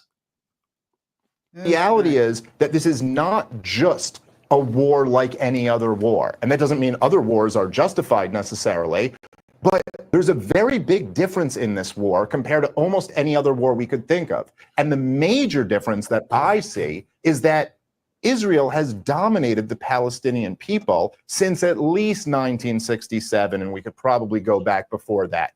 Let me just say this. If we look at things in not a collectivist way, and we recognize that there are individuals, and these individuals make up different groups. Let's say we have the group that is Hamas, made up of individuals, but that's Hamas. Within that group, we have the militant Hamas, and we have the political arm of Hamas. They are different. We also have Israel, which is made up of its citizens. We have different political parties within Israel. Okay, let's take this one group for a second.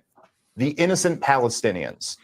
I hope both of you would concede that such a group does exist. There are some people on the pro-Israel side who will explicitly tell you that that group does not exist. And that's the point that I want to bring up. There are absolutely people in Israel who will say every Palestinian is Hamas, kill all of them. Okay, there are racists and there are extremists and racists out there all over the place. Just like Hamas is a terrorist organization that looks for genocide. I'm not saying that there aren't people who are equally as closed-minded and insane. There's the Ku Klux Klan. There are yes, but at the moment, the Ku Klux Klan is not doing October 7th to Alabama or something anymore. Antifa, anymore, correct? And, the autonomous zones across America, which do result in people dying. I'm not saying there aren't bad people in the world. Anyone who says that is ignorant of the reality of the world. We know this already. I don't think he's going to say, well, yeah, but that isn't the majority. That isn't the motivation. And we all know that. Okay. What I would argue is that is the majority, because the majority of Gazans are women and children.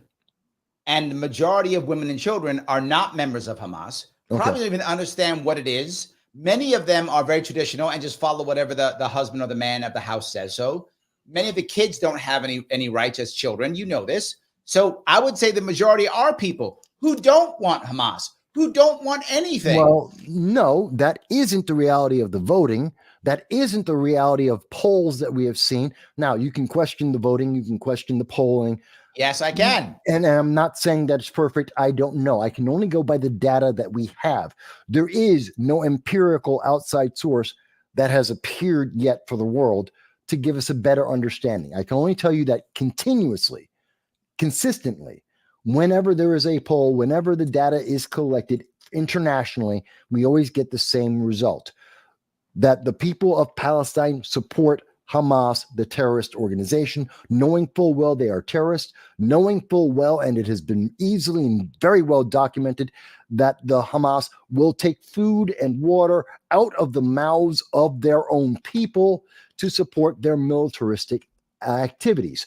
It has been documented decades Yes, but it doesn't mean the people who they're taking them food away from support them. It doesn't mean that by default. All David's trying to say, but here's why it matters. Here's why this matters, what he's saying.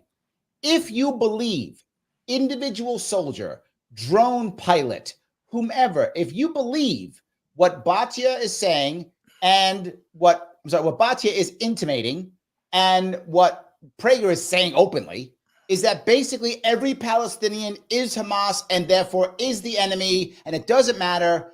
When you believe that, that's when you shoot people in the streets. That's when you drone everybody. But no, because you believe that. But here's the thing, and I know, Shank would make you think this, and the progressive movement would want you to believe that that's what Israel believes, and they're committing a genocide. Let us be very clear and understand.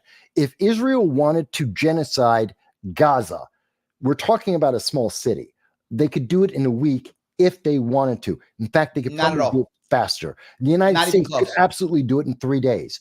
Absolutely, we could if we really wanted America to. could. let me be very clear about that people don't want to understand. I'm going to say that this is no attack on Israel. No attack on Israel. I'm being serious. Israel does not have a realistic standing army. It has a reserve army. So to call up the reservists and to have them go house to house in Gaza, no, they're not doing it. Israelis cannot take it. It's why they lost their war up in Lebanon against Hezbollah, because they can't take casualties. Why? They are a small country.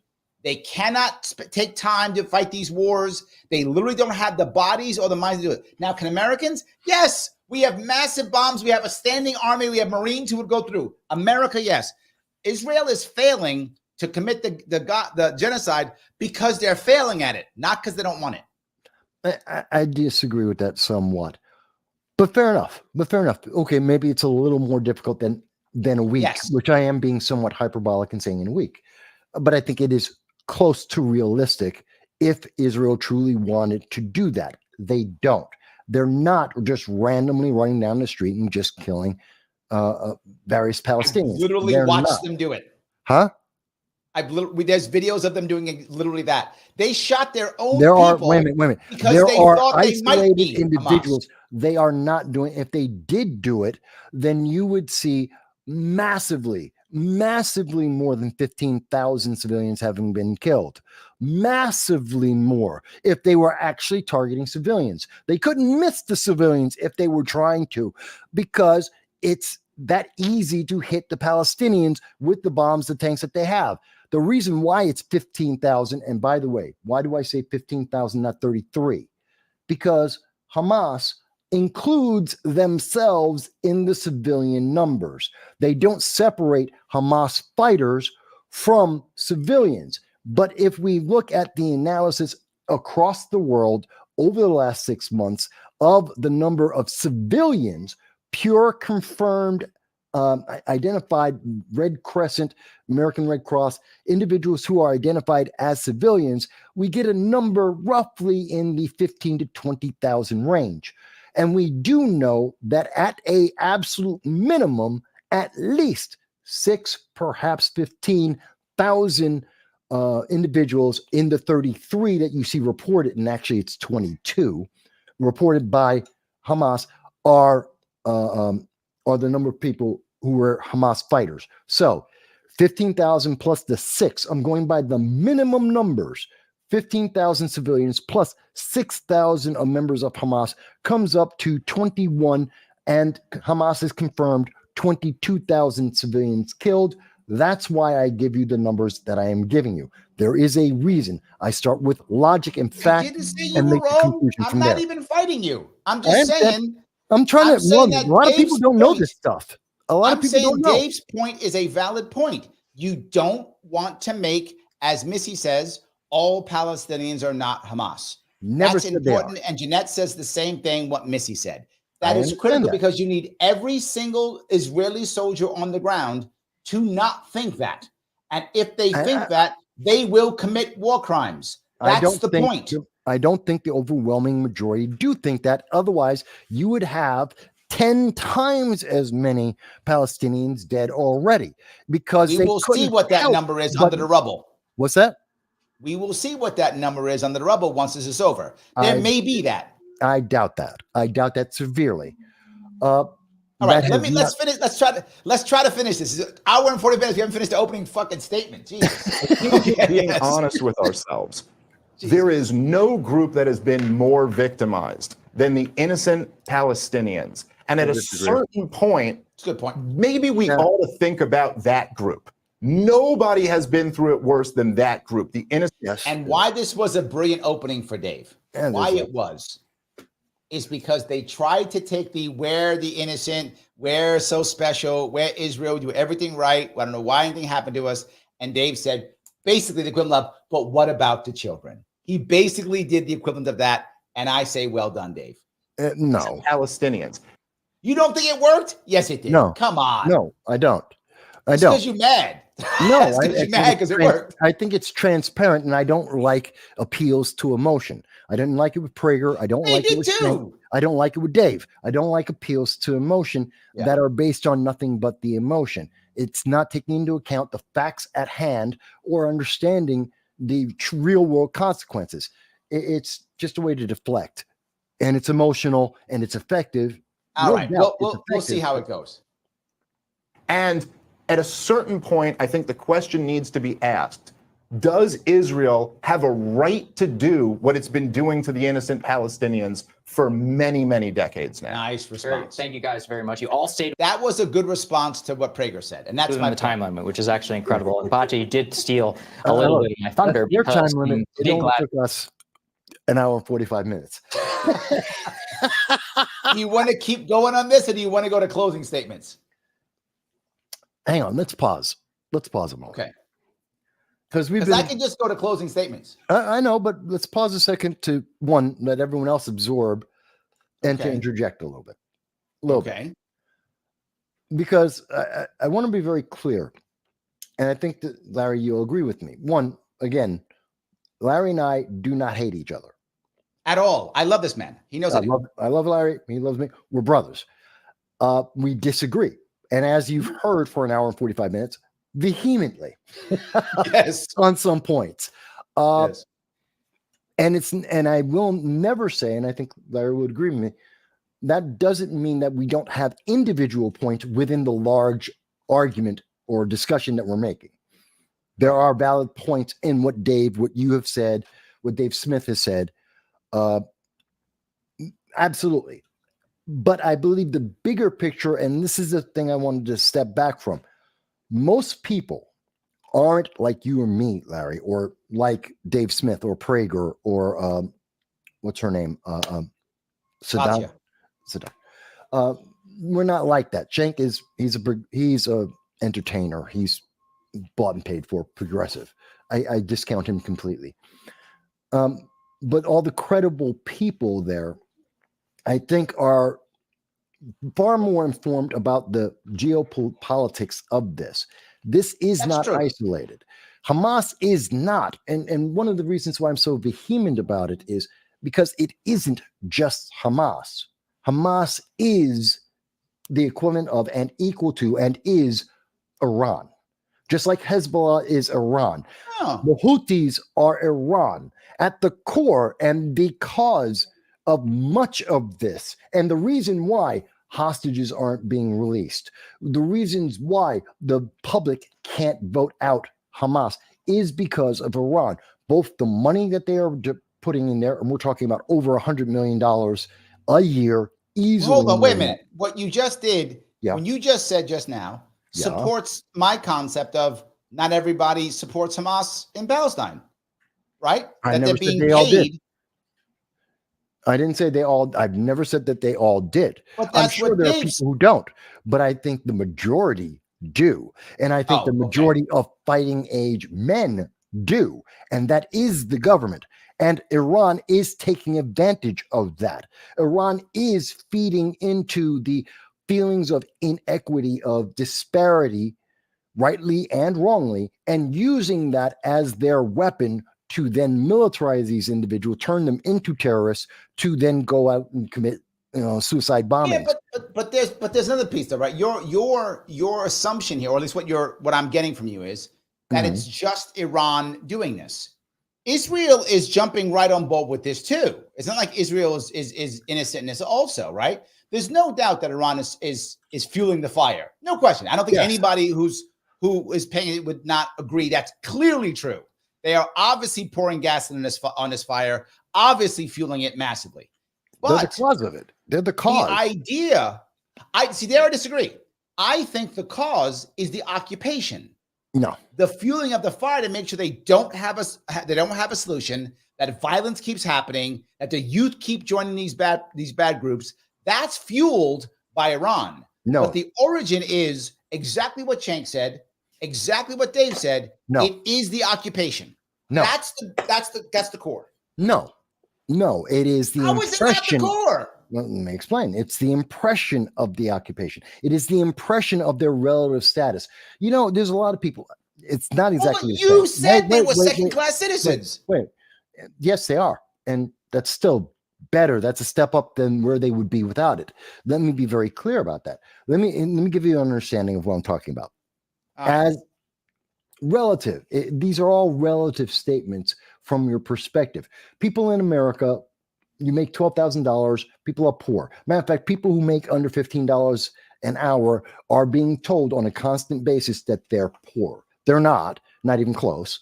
And if we're looking at that relative to the world, they're nowhere near to poor. the world. Okay, that's true. To the world, you're right. But in America, they are poor. Yeah, yes. You make $12,000. People don't know this. You make $12,000 a year, American.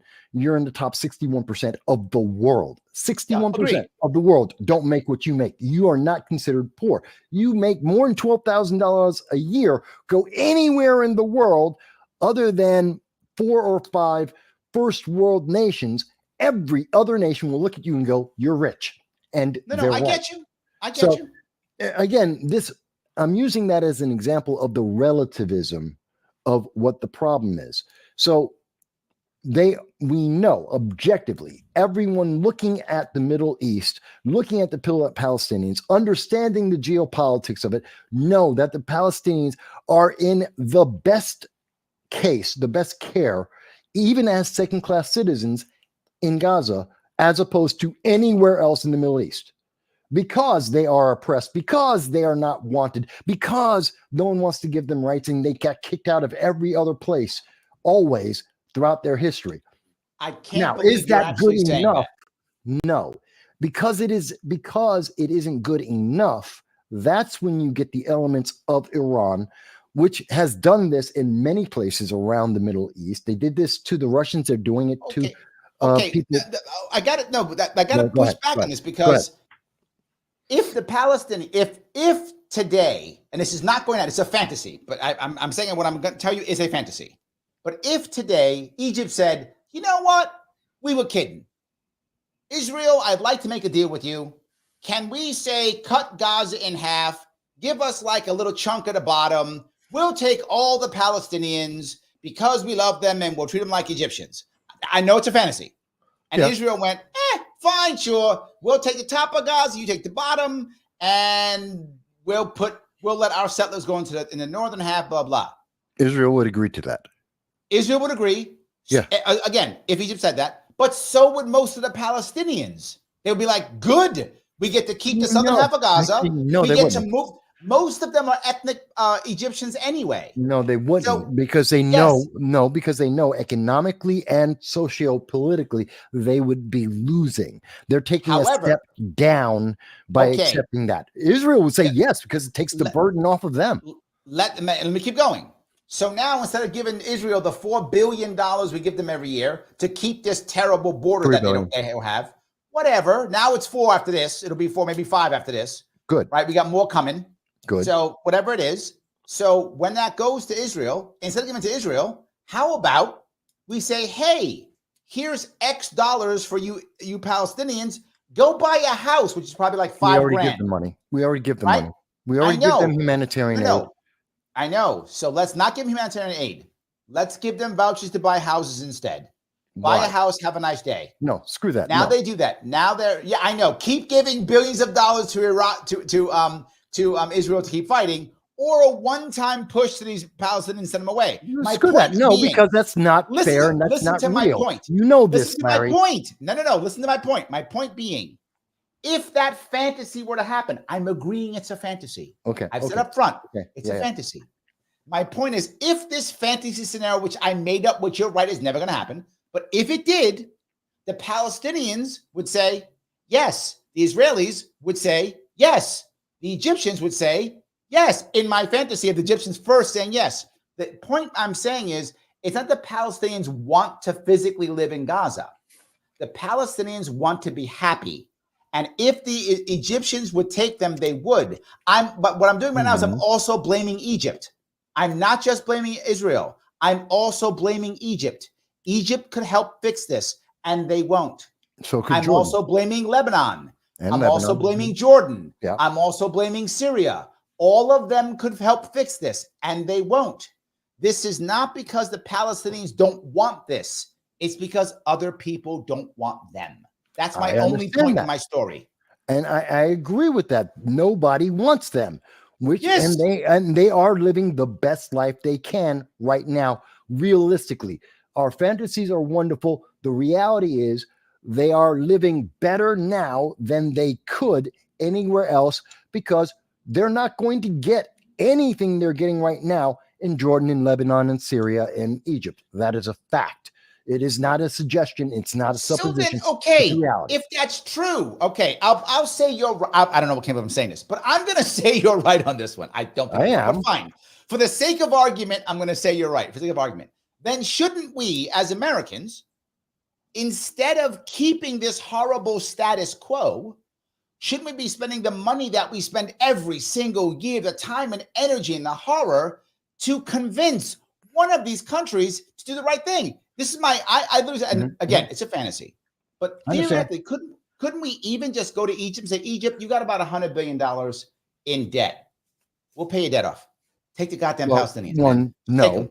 Take one, no, because the debt of Egypt is one more than that. Two, we already give them money as is. We already give money to Egypt every year. I know. And we give money to Hamas. Well, yeah, to Hamas retain status quo. No, we're giving them money. And theoretically, Kofi even said this is even Kofi, see? Because Egypt gets billions to keep the status quo. He's right. To an extent, yes. But here's the thing. How much, one, we're already in debt. We're already harming ourselves on an issue that isn't ours necessarily. Yes, it's our ally. Fantastic. And I do want to support our ally. And keeping the status quo helps our ally. I don't want to get more and more and more invested in that. And if I have to, I want the land. I've been very consistent about that. If we have to be more invested, which means the next step is we're going to put troops down, I want the land, period. I'm very clear about that. I know. I do not want to support, and I do not want any money going to terrorist groups. And if it were up to me, I'd shut down all funding for Hamas because they're a terrorist organization. Same thing with the Houthis, cut them off. But Biden doesn't agree with me on this. Fantastic. And thus we have the problems we have right now. To get to what you're talking about, Larry, it can be done. You need a strong president, 8 years, and you need the rest of the world to be convinced. You know what was happening? We had the Abraham Accords. We were on that path. The Abraham Accords were leading to Saudi Arabia. Well, just a year and a half ago, a year ago, we're about to declare peace and recognition and initial steps towards peace with Israel because of the Abraham Accords, which were done under Trump, someone who's found to be a strong leader who brought in all of these groups to come together.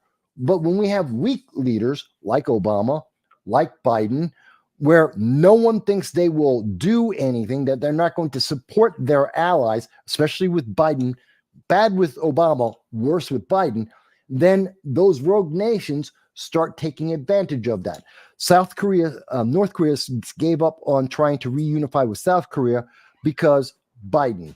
We see China trying to bully the Philippines because of Biden. We have Iran taking the reason why Iran directly attacked Israel for the first time ever, Biden.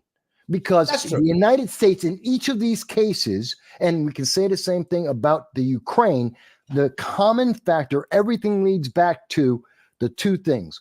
Biden got involved in Syria, but he wasn't serious about it, even though we shouldn't be there. Neither was Obama.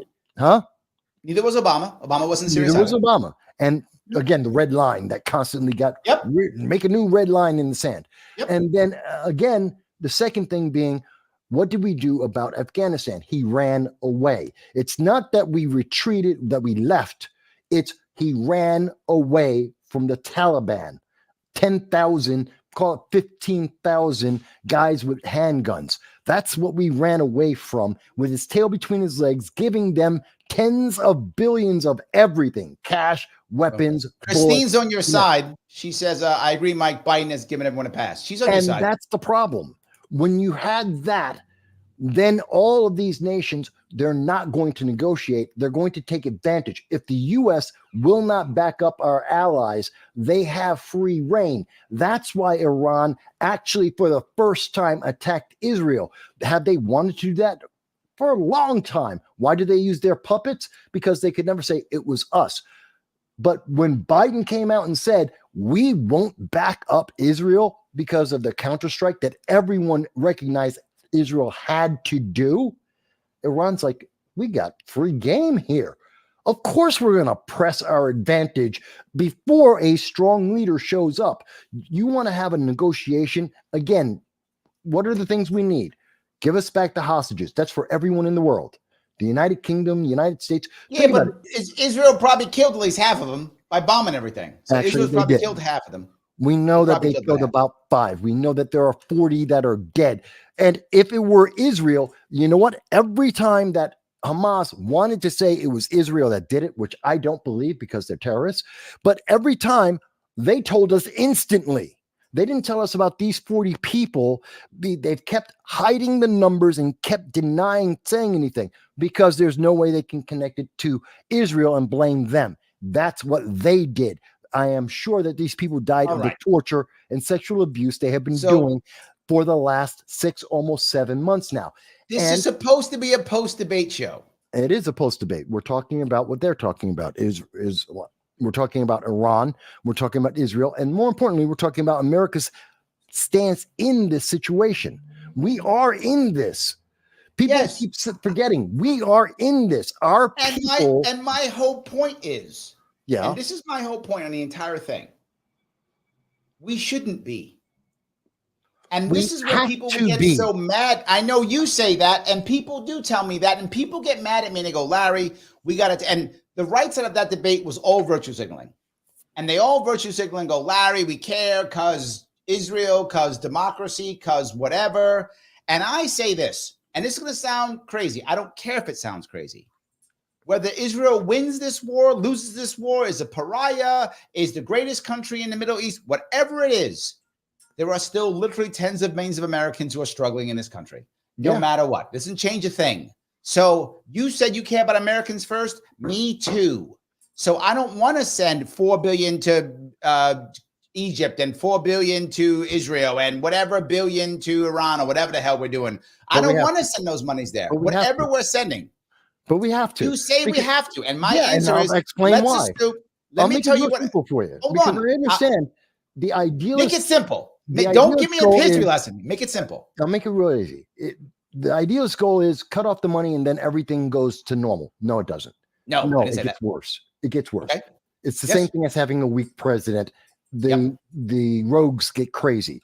The reality is we have to support our allies. Otherwise, these rogue elements will see that as a sign of weakness and attack us. They already have. Hezbollah we have caught members of Hezbollah trying to enter the United States just 3 weeks ago, saying they want to go to. This is the point I want to bring up here. This is the same. You're doing the same shit that Prager does. They hate us because we're Jews. That's not why they hate you. They hate you because they believe you stole their land. No, that's why they hate you. Now, people don't hate us for our freedoms. That's not why they hate us. They hate us because we're involved in everybody else's shit. That's why they hate us. There's lots of countries that are free.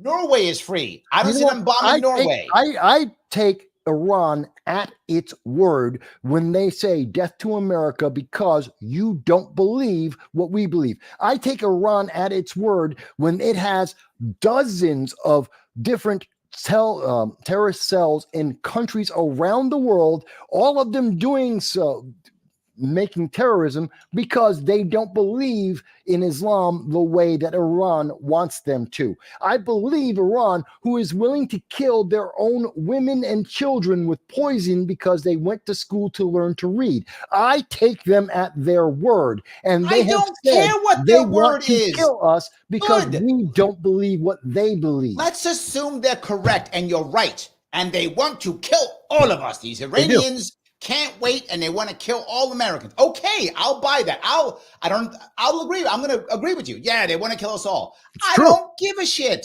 They're not going to invade us. They're not going to They bomb don't us. have to invade us. I know, because we're they over didn't there invade and us they're for killing our people 9/11. in Syria. Wait a minute. They're They killing our people in didn't need to Syria. invade us for 9/11. They didn't need to invade us for Fort Hood. Excuse me. They didn't need to invade us because of San Bernardino in California or Boulder in Colorado or Orlando. They don't need to invade in the way that people classically think. We're not going to look at Red Dawn becoming a reality, but Correct. we do have terrorists that have come into our country that have killed individuals and organizations in cities, and they have had an impact, and they have harmed dozens and hundreds and thousands of us, and they can do Agreed. worse. So then let's fight the terrorism in America. Let's not decide to drop literally trillions of dollars across the world trying to fix things that never work. Christine says, Larry, Jews have been hated for thousands of years for being Jews. Agreed. I want to be clear. There is anti-Semitism in the world. I'm not saying there isn't. Absolutely. My point earlier, which you might not have been on for this one, is for the sake of argument, say there was a Christian state that was forced there instead of a Jewish state. Like all of a sudden, I don't know, Christians from Mormons went over there and decided to make a Mormon state, right? They decided to do that. It was a Mormon state. They would then hate the Mormons. They would hate whoever was there. It's Jews. That's why they hate the Jews. In this case, this is separate, in my view, from generic anti-Semitism, which does exist throughout the world. I'm talking specifically for this area. That was my argument, Christine. I'm sorry, Mike, if you want to counter that, you can. I just want to make sure that Christine. No. I understand. I understand your position. We cannot. We are the leader of the world. We are. Whether people like it or not, whether it's right or wrong for us to be, we are the leader of the world. We are the glue that holds together most of the first world and second world nations of the world. Whether we like it or not, that doesn't matter. We have certain responsibilities to our people and our nation, and to make them safe, which is ultimately my goal. I am very selfish about this. I want to support our allies, not because I want to support our allies. I want to make Americans safe. And in having those allies and have those allies happy and safe makes us more safe. Because if we don't, we are the target. We have always been the target, and we will have no defense as the target. It is in our self-interest to help our allies, to defend them, to keep the battles on their shores and make sure that they will not lose, so that it isn't on our shore. It is so we have to fight him over there. Realist view. So we have to fight him over there. So we have to fight him here. It's pragmatic, it's realistic, and it's selfish. I have and it hasn't worked in like 70 years. That's the story they've been telling us for 70 years. It hasn't worked. It doesn't ever work. Yes, it has. Okay, let me give you my example of why it doesn't work. We had one 9/11. We could look at, we have for 4 years now, almost 4 full years, 3.5 years, we have 8 million people that came into our country illegally that are flooding across our borders. They're destroying Boston, New York, Chicago. Yes. And if it weren't for the fact of what we have been doing, instead of having 172 known or suspected terrorists that entered America in 2023, 69 in the first 3 months of 2024, we would have thousands. It is effective. It is relevant. And here is why you and I completely disagree on this. I think exactly the opposite is true. I think if we weren't bombing other countries, getting involved in other countries' politics, forcing a war on drugs on South America, bombing Afghanistan, making sure Syria falls apart, destabilizing Iraq, destroying half of this goddamn world, there wouldn't be as many of them coming to us. And if we, instead of dropping our money, hold on, let me do what Dave Smith said, which sounds weird, but Dave Smith said this. He said, pull the troops out of the world and put them on the border. Now, that's not usually a libertarian view, but I would take that. That would be a better use of our money than destabilizing the Middle East and keeping 8,000 people in this country and 20,000 in that country and 50,000 in that country. If you're going to have them anywhere, put them on the border. Okay. I think you'd have a simpler border. We'd have less problems if we wouldn't do all this stuff. No, but here's the thing. Let me be a let me ask you. I'm very pragmatic. You know that. I try to be very realistic and grounded in my belief. So I want to ask a very important question. Okay. Name the country that doesn't have or use its influence, its abilities to influence other nations. Doesn't matter if it's effective or not, that they do try. What country doesn't do that? Doesn't try to influence other nations. Mm-hmm. Huh. Let me think if there is one. There isn't one. Do you mean all nations or only any nation? Any if nation. You mean any nation, of course there not. Is but no nation on the face. My supposition is there is no nation on the face of the earth that isn't trying to influence other nations at various times. And all nations on the face of the earth are trying to influence the United States because we are the most rich, the largest, and the most powerful all at the same time, and the most free all at the same time. Every nation is trying to influence us, and they all try and influence each other on and off to various degrees. Is that not correct? Yes, but what's the point? I agree. What's the point? And therefore, we are involved with every other country in the world. It doesn't mean we have to put bases in their countries. We cannot isolate. We are involved. No, whoa, hold on. I never said we should isolate. I said we should be non-interventionist. That is a whole different thing. Yeah, but we can't be We did it before. We did it basically before 1916. But basically, hold on. But basically, with the exception of our South American banana wars, but with the exception of those, we basically had a Monroe Doctrine for about 150 years. If it wasn't in the Americas, we left it alone until World War I. We just left it alone. If it wasn't in the Americas, what's wrong with that? Well, I'll take that.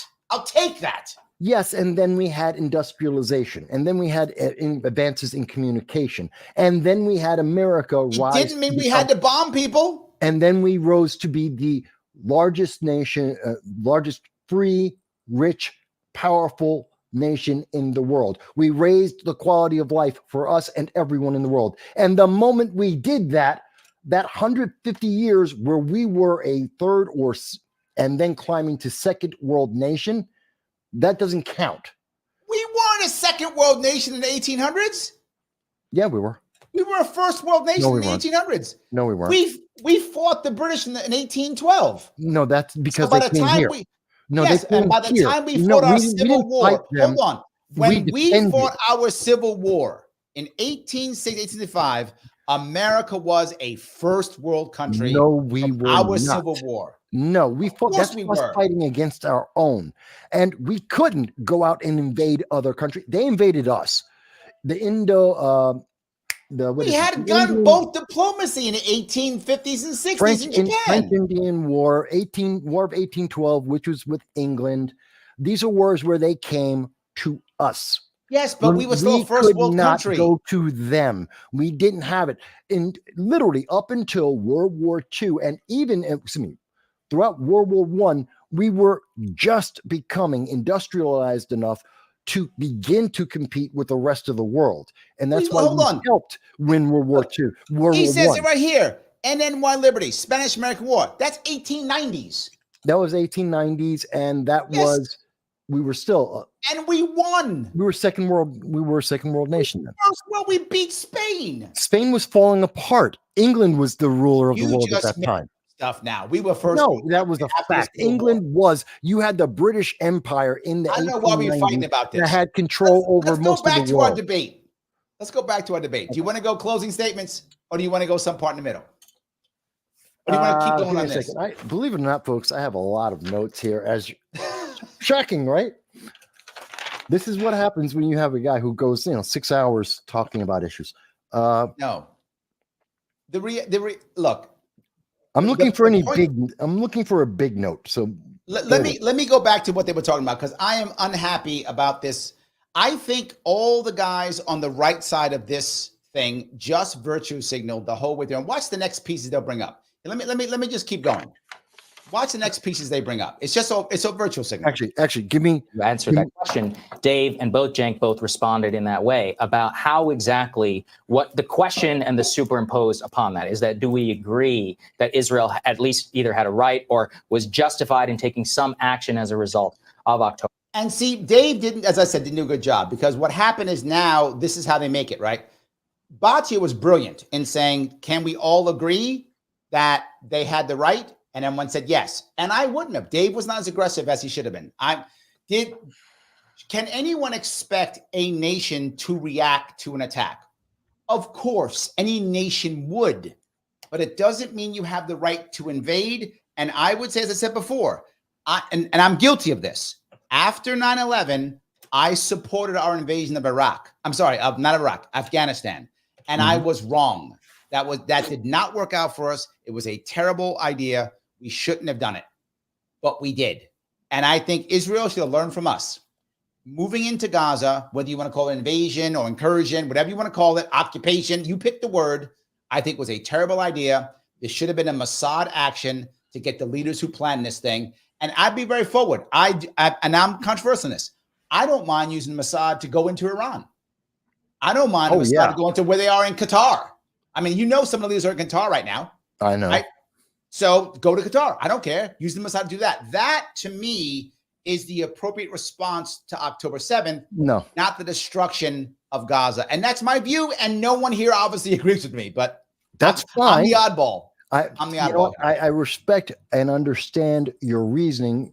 And you're trying to minimize, I should say, the negative impact, the negative consequences. I think the consequence for Israel is bad here. No, I think long at the end term, you're no, going to see it's this. not. I think long term. This is my view, and we'll only know this in the years to come, because even Chuck Schumer said it. Even Prager says it. Well, but I'm just saying, Chuck Schumer supports Israel like nobody else. That's why I'm bringing him up, not because I like him. He supports anything that's going to get him reelected. No, he does not. He supports Israel like there's no tomorrow. That's why I'm bringing this up. Not that I'm clearly not a Chuck Schumer fan. I'm just saying I'm using him because of who he is. And even Prager says it. They both say the same thing. They're calling us Israel right now is a pariah state. And they're right. That is not good for a nation. Yeah, it's temporary. I think in the long run, it's going to hurt. That's temporary. They've been pariahs before. They'll be pariahs again in the future. They don't care, because the ultimate goal is to make sure that they are going to continue to exist. By the way, folks, he's 13. He's got some, he gets a little, when I get upset or I'm talking, he gets a little nervous. So. I'm getting you all riled up. I'm sorry. No, there we not go. really. Okay. It's just, he reacts, he notices. So anyway. All right. Here we go.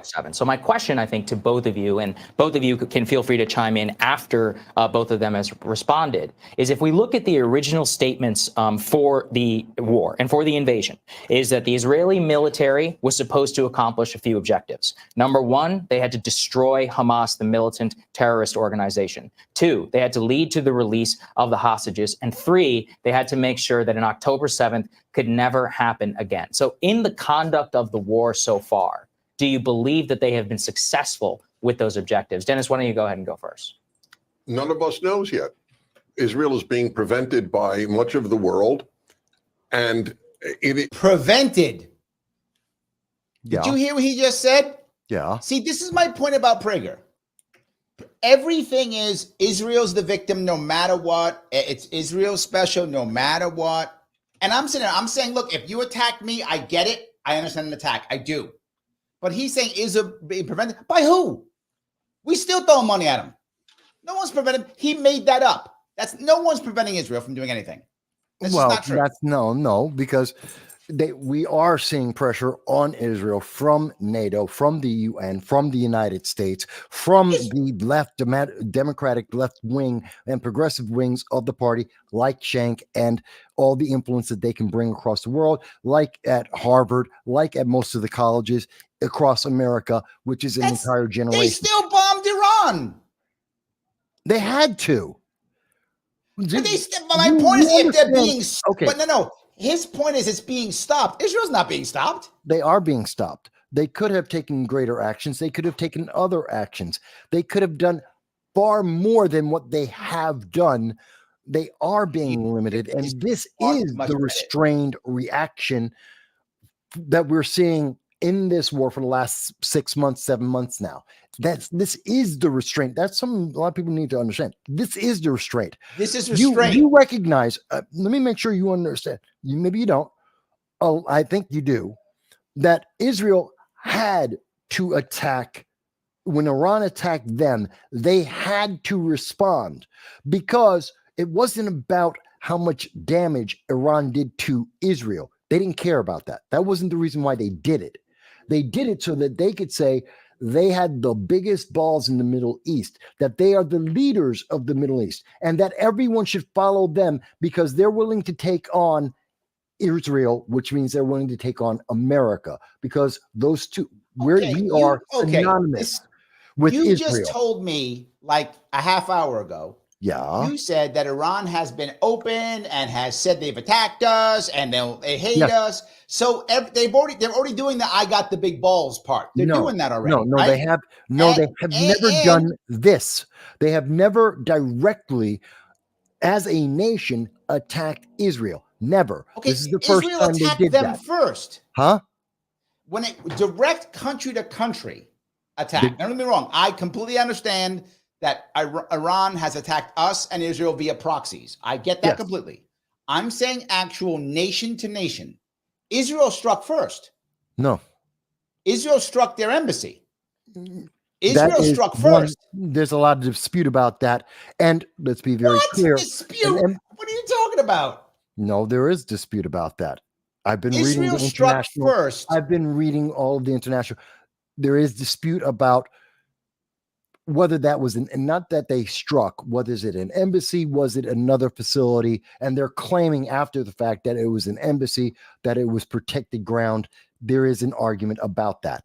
That's the argument. Not that Israel killed a bunch of Iranians who were directly attached to the IRGC, which is the terrorist wing of the Iranian government. And then Why Liberty says, consulate in Syria. What dispute? Please explain. I'm with him. Okay. That was literally a consulate. Because a consulate isn't an embassy. A consulate, and in addition to that, the fact that it was made a consulate before or after the attack, entirely different. Again, this is the argument. But Iran, even with it being a consulate, let's just assume that it is, they didn't need to have a nation-to-nation attack, because that wasn't an attack on the sovereign land of. Literally, it is. If you bomb an American not literally, embassy, technically it is. Yes. If you bomb an American embassy or an American consulate, you have attacked American land. Yes, and that's why we didn't go to war in Benghazi and with Libya when the American consulate was destroyed, and we had an American ambassador was killed. First one in 50 years was killed, or no, maybe a little bit less. And we had members of the U.S. military killed in Benghazi. We went to war, right? No. Did we attack Libya? No, because the consulate isn't an embassy. Libya is a broken state. Yes, Libya is trashed. Libya is a broken state. Kofi brings it up. Not because of us dropping the bomb on them. We weren't at war with Libya. We've never been at war with Libya. Well, in theory, we haven't been at war since 1943, but in reality, we were basically at war. No. Vietnam is a war. Korea is a war. We have been at war. We didn't declare war on any of those. Huh? We didn't declare war on any of those. Vietnam is considered a war. It is. It has been classified as a war. But we didn't declare war on any of those. Not at that time. It's been declared a war since, because we just backdated. Same thing with Korea. Right. They are wars. They weren't declared at that moment, but they are. We backdated them. All right. We did. I guess we backdate wars. Okay. Here's the point. And I know some of the people in the comments are listening to this and they're going, oh my God, it's not as simple as the nightly news, 30 seconds or a headline on Twitter. And when people are trying to sum it up as that, they're doing a disservice to you. You should understand there is a lot to this. This is why it's so important we make the right decisions, or at least what we believe is the right decision at any given time. that we try and make the most correct decision that we can, because it has a lot of consequences. Yes, but this is the globe problem that we're time. having, right? The part that makes me angry about the people on the right side of this is they're doing exactly what Dave said they should not do, which is they're making everything black and white. Let's keep going. I'll show you what I mean by it. He just makes everything black and white. I feel that on this entire issue, I'm living in a make-believe world. This is what he does constantly, by the way. Dismisses, gaslights, right? Shames people. He does it constantly. He has no facts at all. You know what? Every analogy could have been applied to Nazi Germany. Right, there were innocent Germans who were killed by the Allies in the bombing and in invasions and so on. No one denies that. Correct. But to point out that there were innocent Germans while the Nazis were in charge is a morally idiotic point. He is insanely stupid by saying that he's not. He's 100% wrong. Why? He's so insanely wrong. Why? Right. FDR made a lot of mistakes in his presidency. And the biggest one during World War II was, there were many of them, but the biggest one during World War II was unconditional surrender. The same way this knucklehead thinks. All the Nazis are bad, Germans must destroy Nazism, so unconditional surrender. When you said that, what did his generals tell him? His generals said, don't do that. If you do that, the Germans and the Japanese will fight to the death. Well, no, the Japanese, first of all, they're very different. Very different ideologies, very different reasons, and very different his generals told him, if you do that, they will fight to the death. And he said, doesn't matter. He didn't care. Wait a minute. First of all, take out the entire Pacific battle, take out the Japanese, entirely different. That was because they looked at their emperor as a god, essentially. It was basically religious. And it was one of the reasons why we didn't invade the island of Japan and use the nukes instead, because they were going to fight. It didn't matter what we do. Not true. They were going to fight to the death.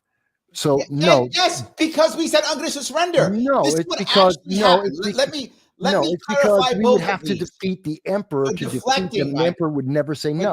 We're talking about Nazis. You're deflecting. So let's stay with the Nazis. No, I'm trying to throw out. You brought in World War II and you brought in Japan. I'm saying take them out. I didn't bring in Japan. I brought in unconditional surrender. And you brought in Japan in that. And that's not. I didn't do that. I said as it relates to Nazis. Okay, well, I'm speaking as it relates to Nazis. That's what he said. He said innocent Germans. So I am bringing this as it relates to Nazis and Germans. That's how I'm doing it. Now, in 1943, the German High Command knew the war was over. They were aware the war was over. They were never going to win. There's tons of data to prove this to be true. Documentation, interviews. They knew the war was over in 43. They were like, we can't win this thing. We're done. The Americans have invaded Africa. The Americans have invaded Italy. The Russians are beating us on the Russian front. It's just a matter of time before they invade France. War's over. They knew this, but they wouldn't surrender. Why? Unconditional surrender. That was the reason. If we would have done, and again, there's books on this. I'm not making this up. You do your homework, you find this out. The High Command wanted to surrender. They were prepared. In fact, people don't know this. The High Command tried to kill Hitler 44 times. It was a movie about it. Valkyrie was a movie with Operation Valkyrie. Tom Cruise was in that. But that was one of 44 attempts the Germans to kill Hitler, so they could surrender. They knew the war was over. It was the most successful. So all of those innocent Germans weren't the only ones that were killed in the last year of the war. The war could have ended in 44. All the Jews that were slaughtered in the last year of the war wouldn't be dead. All the Russians who died, all the Germans who died, no D-Day, all the Italians who died. I understand. I understand the quarterbacking, and I understand the point. It wasn't quarterbacking. His generals told him then.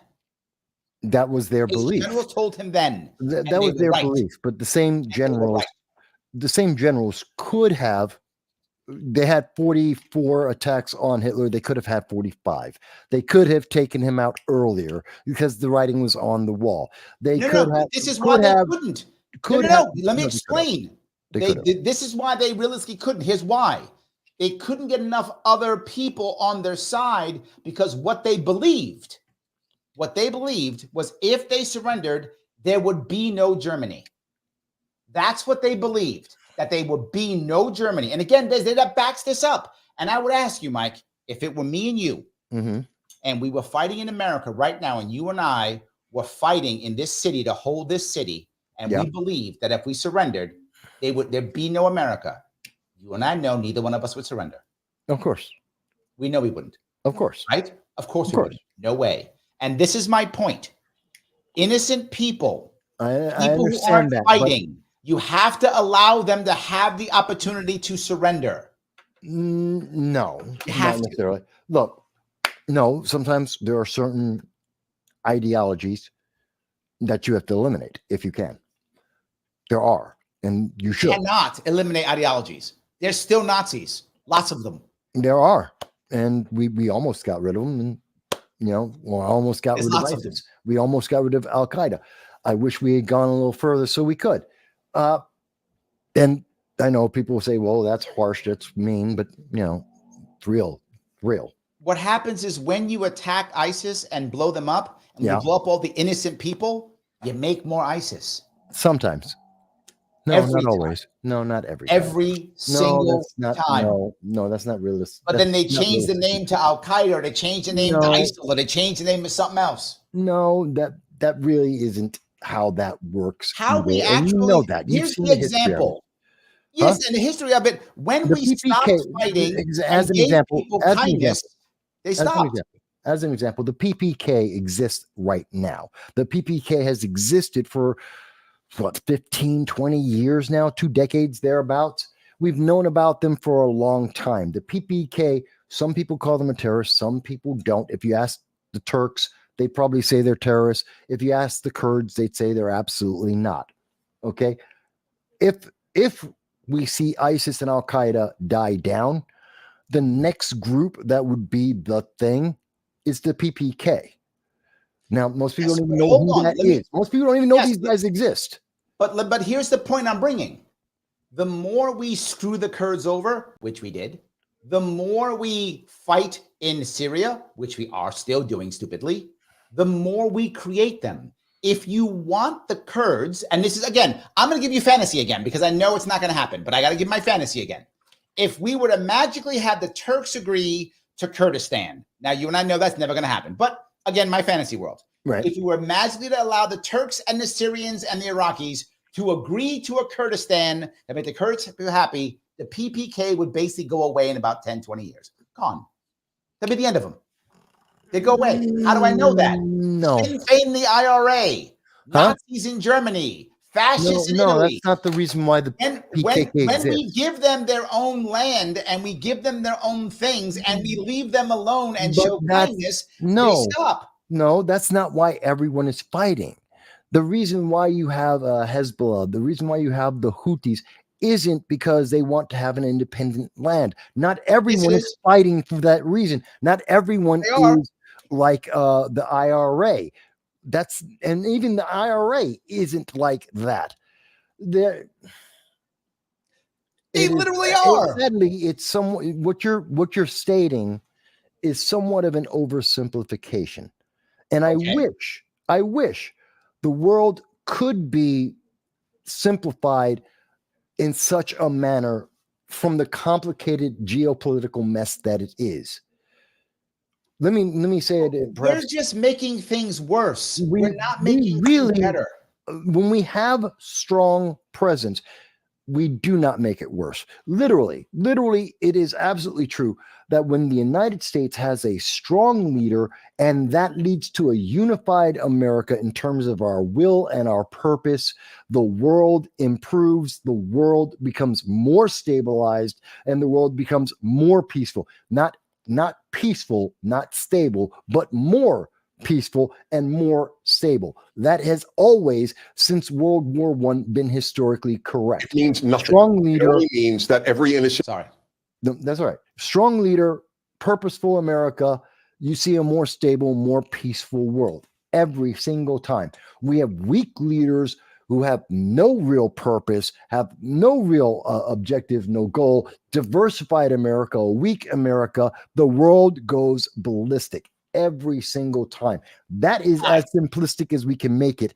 And we are in the realm Wait, of hold on. weak When was this presidents. great time of this? Huh? When was this great time of this? What do you mean? You said when this happens. Can you give me a timeline of when this great thing of world peace has happened or something? Can you give me a time? Better? I can't think of No, one. no, I didn't say world peace. I said more peace, more stability. Okay, so what's the more peacetime for you?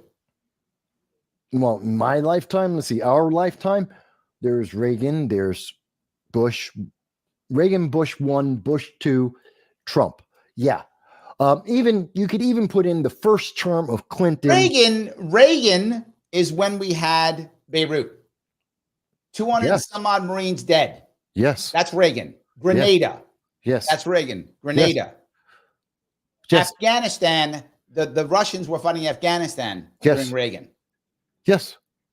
And then we also had the rise after Reagan, but during Reagan's time, of Iran and Hezbollah, all those places that are popping up. No, Iran was before Hezbollah, and yes, Iran but it all started before. happening.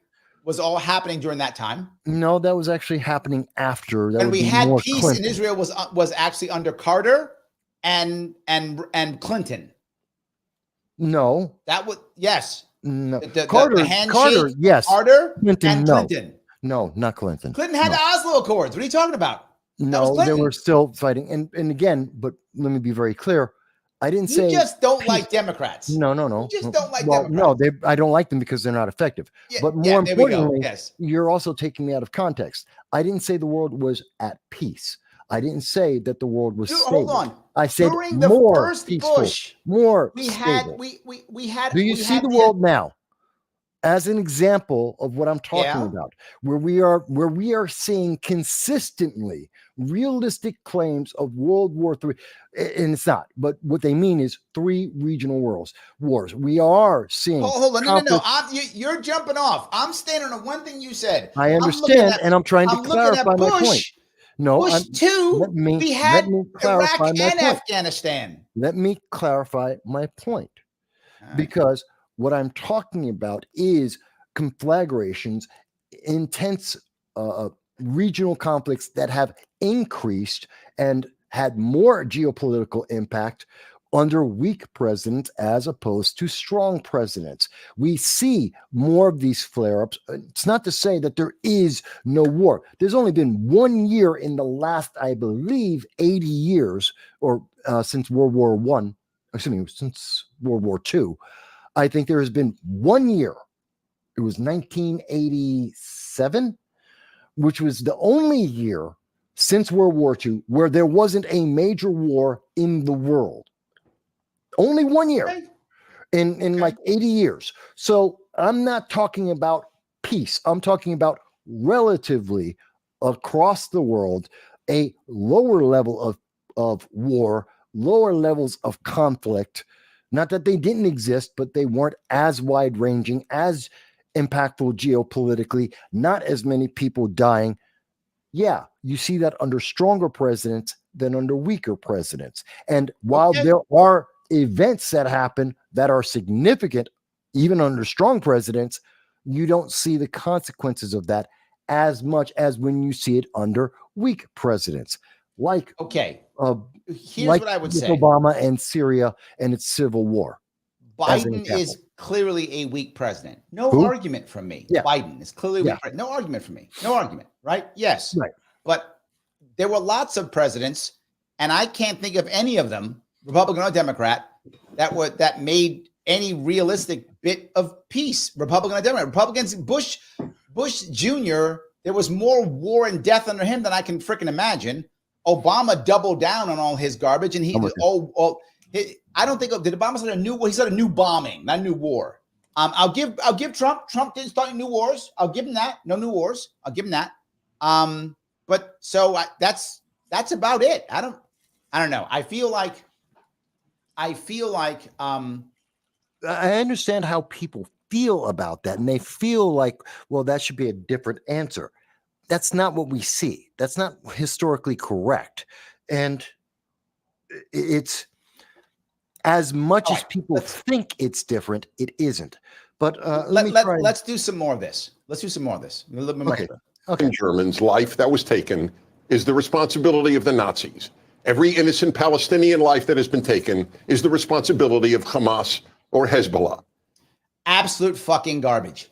It's true. So now if all of a sudden Israel decides we're going to nuke Gaza, that's because you're Hamas. Absolute garbage. No, you still have responsibility for your actions. I'm not saying they're not. He didn't say that. He said, and this is what I'm saying. I'm talking about him, not you. This guy is full of shit. Prager is full of shit.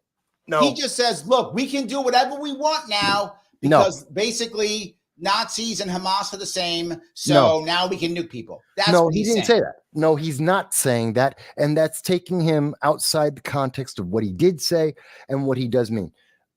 It is correct to say that Hamas is and Iran are responsible for the consequences of everything that's happened from October 7th.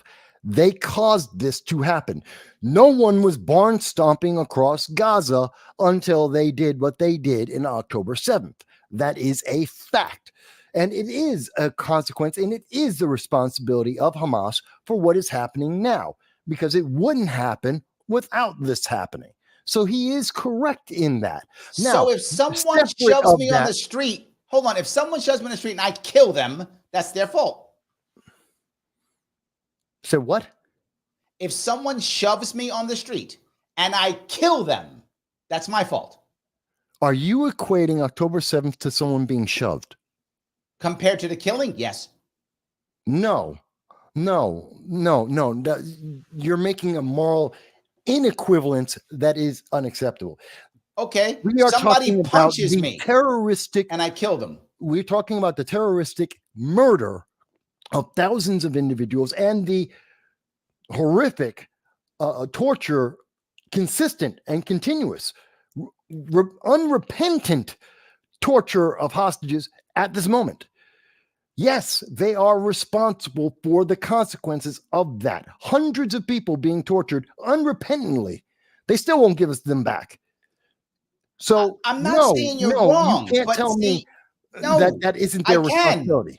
I can tell you that it doesn't mean that you can just do whatever you want. I didn't say no. No one has said. That's what he is intimating. He did not say. He did not say. What he's intimating. No one has said that gives Israel a free and clear hand, or the United States. No, that's what he's intimating. Matter. No one is saying that. No one has said that. There are limits. There are still war crimes. People are still being punished for committing war crimes. That isn't one. You're defending him. I'm not saying you're wrong. You know this guy is what he's intimating. No, that's not what Prager is saying. That isn't what Prager is saying. He is accurately putting the blame where it deserves to be, where the leftist propaganda machine, we're talking specifically the progressive propaganda machine, Cenk and the Young Turks, and places like Harvard are trying to divert it from. They're trying to justify Ilhan Omar and Rashida Tlaib. They're trying to justify. They're trying to find a way to normalize what happened on October. I'm not backing them either. I'm not backing those people either. You know that. And look, this is my difference. What I'm saying is, are they responsible for a response? Yes, that is correct. They are responsible for a response. Are they responsible no matter what Israel decides to do? No, that is my distinction. And he didn't say that. No, they are. That's what he's intimating. No, they are responsible for every domino that falls. Now, separate of that, and which is also contiguous with it, is the fact that Israel also has its own series of things that they are accountable for and should be held accountable for. Good. Okay. I like that. But one doesn't eliminate the other. It isn't a comparison of 1,200 versus 40,000, which is that's what Kofi says. Kofi says, and automatically, first of all, Kofi, you're misinformed because your numbers are wrong. It isn't 40,000. The most common number that is, I'll say it again, we said it earlier in the show. The most common number that is quoted isn't 40,000, it's 33,000, which comes from Hamas itself. Hamas does not separate its soldiers from its civilians. When we do look at the separation, It's not and by much the way, better, Mike. huh? It's not much better. No, but let's continue. Just In saying, it's not much addition better. to the mistaken number, last week, Hamas themselves confirmed it wasn't 33,000, it's 22,000. We do know that Hamas has also confirmed that there's at least 6,000 of those that died are in fact the minimum number of Hamas soldiers that they have confirmed directly as being dead. So that means there's 15,000 civilians. And is that a large number? Kind of, sort of, yes. But it isn't 40,000. Again, stop conflating. So, but even so, even if it were 40,000, which it is not, it is factually not. But even if it were, it's not a comparison of 1,200 versus 40,000. It is an act of war, and these are consequences of war. That's the reality. And my worry again goes to what he is saying, which he's trying to intimate that it is completely okay for Israel to do whatever it wants. Okay. No, he's not saying it's Go ahead. Well, the analogy is perfect. There is one difference between Hamas and the Nazis. And I never called any group in my 40 years of radio Nazi. I never called an individual that other than the Nazis of the 1940s. Yep. But there is only one difference between Hamas and the real Nazis of Germany. The Germans hid their atrocities. Hamas boasts and videos them. He's not entirely wrong. He's not entirely wrong. He is insanely wrong. No. I wouldn't call them Nazis. Again, remember what he said. devils. He said there's only one difference. That's Yeah, what there's his more than one words are. difference. I'm looking at his words. I understand. There are a whole lot of differences between Nazis and Hamas. Yes, A and what lot. he's talking about is the evil of the Nazi regime versus the evil of the Hamas terrorists. And Even with that, I'll even they're go purely there. evil. Even with that, what Hamas is doing is clearly bad and wrong. You're not going to get me to defend Hamas. I'm not defending Hamas. I never have. I don't take it as you I'm are, not. of course. Right. What I'm saying is what Hamas did was move into what they believed was their land or have been taught that's their land and wanted to push out people who they believe are oppressing them and wanted to kill them. Terrible thing. Got it. Not saying that. And they killed civilians, purposely targeted civilians. All that you said, I'm agreeing with. Nazis also went into areas they thought was their land. Also true. They believed that the East area was their land. Yeah. Went there, right? Absolutely. But the difference is they went into other areas that wasn't their land and grabbed Jews and brought them to places to systemically destroy them. They wouldn't even let Jews leave. They went out of their way to grab people in other countries. In fact, countries they didn't even control. They ordered the Italians and the Romanians, who they did not occupy. They ordered them until the end of the war. They ordered them to ship their Jews to them so they could kill them. Hamas isn't doing that. There is a level of evil that the Nazis have that is higher than the level of evil. Still evil, right? I'm not taking them off the evilometer. I understand. But on the evilometer, the Nazis are higher. Okay. They're See, not here's the the same. problem. Here's the problem. Because this is an emotional argument. Remember, we were talking about much earlier, we were talking about the use of emotional arguments versus anything that's logical. And I was upset with Shank doing that. And this is where I'm upset with Prager doing it because of this very same discussion. Correct. Do I equate them in terms of being evil and committing evil? Do I think terrorists are the same as the Nazis? Yes. I don't see a moral difference between them. They are evil, and they are evil incarnate in my mind. Blowing up, suicide bomb, killing children, killing innocent civilians, mothers and babies, I think is absolutely abject evil. I can't believe you can equate them with Nazis. Huh? But whenever we see Nazis that is the evil of Nazis, and Nazis do other evils as well. The problem is when we bring in Nazis, now everyone's going to say, and we watered down. Let's not do that. Yeah, yes. I understand. And again, I said, I don't agree with Prager doing that. Okay. They are the ultimate demon that everyone points to. It's like saying there's Satan, the devil himself. no one is ever going to be evil enough to be equivalent. Correct. But that doesn't mean they are not absolutely evil in what they did. And I'm attacking his debating.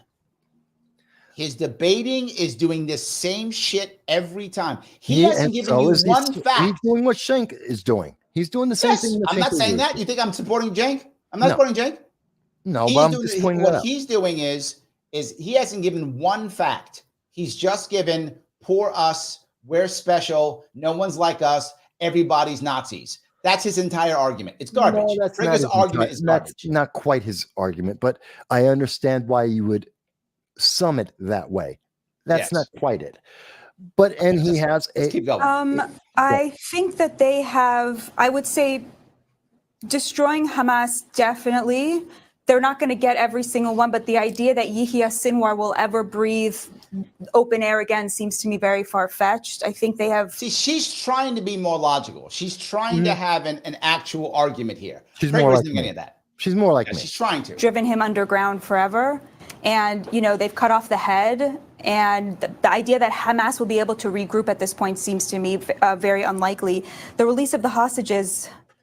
No, they failed on that front. I think they tried. Maybe they could have tried harder. I think, unfortunately, I hate to say this, but I think a lot of them are dead. They are. It's a lot to say about that, but she's trying to have an actual conversation. And as to another October 7th, I think a lot of that has to do with what we're seeing now in terms of the realignment happening in the Middle East, to where you see Saudi Arabia clinging to the idea that they too will be able to join the Abraham Accords at some point. The moderate Sunni and Gulf states rush to Israel's defense, amazingly, to protect them from these Iranian rockets. And to me, that is, I don't think this is a moral question so much as a strategic one. And I'm sure we're going to get into where does the United States fit into all this? Where do we want the United States to fit into all this? But from that point of view, and Iran-backed October 7th, should it happen again, is going to happen in a very different Middle East, one in which Israel has a lot of support from the Arab nations, and that makes it less likely as well. I'm worried she may be wrong on that one. I don't know if that's true, but I am worried. I am scared that the street, right? This is my worry, that the street will affect the leaders, right? And to your point earlier about Iran having cash and putting it into the streets of the Arab world, if Iran is good, and I don't know the details of this before, I'm telling you a fear I have. I don't have logic to back this up. This is just an emotional fear that I have. If Iran is good at putting their dollars into the streets of the Arab world, the streets may affect the leaders and they may turn in Israel. Am I making sense? You do make sense. They are attempting to do that. I mean, that's why they have groups like Hamas, Hezbollah, the Houthis. In fact, there's another one that just, this is in Iraq. It's called the Popular Mobilization Forces, or the PMF, which is actually a coalition of several of these kind of groups. This is what Iran puts their money into. This is what they spend. This is what I'm saying. She might be wrong, man. They might win this. I don't think she is. I don't think she is wrong, because there is always the downtrodden, the worst of the worst off. Of course. This is why these groups are almost impossible to get rid of, because there will be another version of them. We essentially got rid of Al-Qaeda, and then ISIS came. And 100%. We get rid of ISIS, there'll be another one, because there's always a downtrodden. And there's always someone saying, oh, you suffered because of this guy. I mean, in America, it's Antifa doing the same damn thing. Whatever, 100%. And that's in every country. You'll never get rid of that. What we need to concern ourselves with is the governments. How are the governments reacting, and how the governments are looking at this geopolitically? You can't ever remove all terrorism or all terrorist groups. You can control governments. You can, if we can control the spigot that Iran is using to fund all of this, then we can help to control and limit the influence of these smaller terrorist puppets of theirs. Okay, but hold on. What happens when the king of Jordan starts getting scared he might get overthrown because the Iranians are throwing cash into his country, into the streets, and he gets worried, and he all of a sudden becomes neutral on Israel and no longer the ally. That's the thing I'm talking about, right? Right. Syria will go against Israel completely because they're under the thumb of Iran. So Syria will immediately turn. We know this. Yeah. But Jordan may not. What happens if Saudi Arabia gets scared that their kingdom might be in trouble? All of a sudden becomes, you know what? We were kidding about these Abraham Accords. We're going to become neutral again. Okay. What if that winds up happening?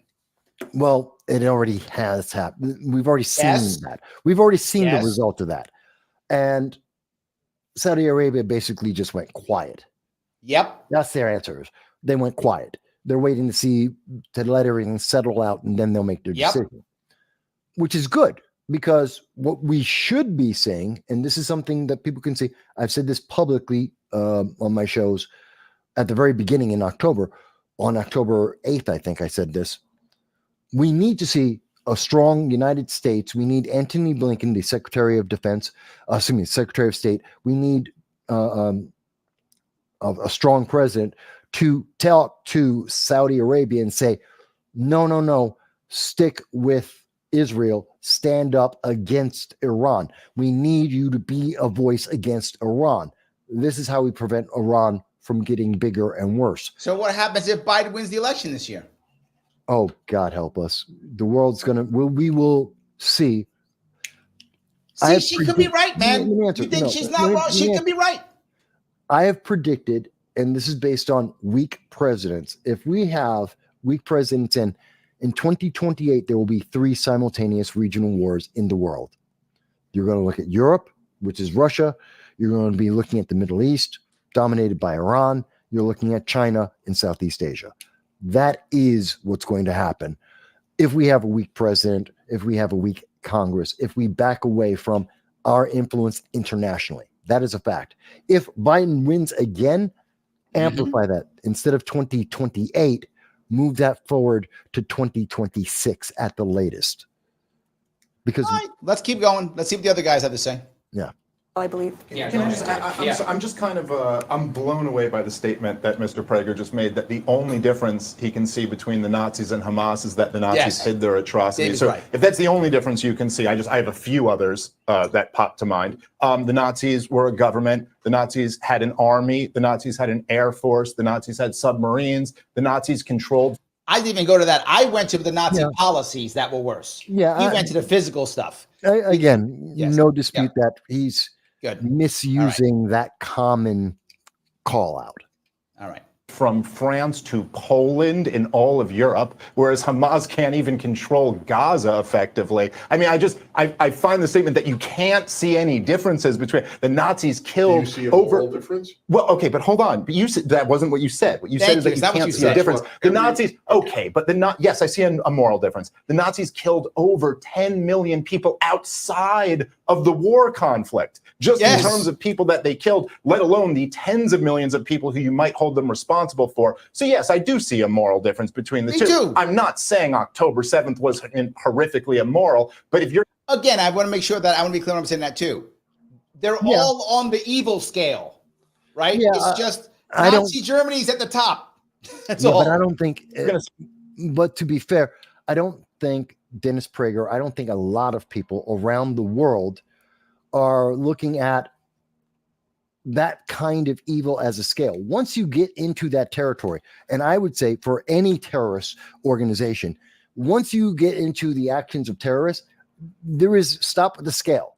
They're all in the vilest of evil types. If you believe in any group that supports and advocates for suicide bombs, blowing up innocent civilians and children, murder of children, you know what? You're all evil scum of the earth. And I don't really see a differentiation between that and any other evil, vile scum of the earth. I'm sorry. They're just scum of the earth. Full stop. All right.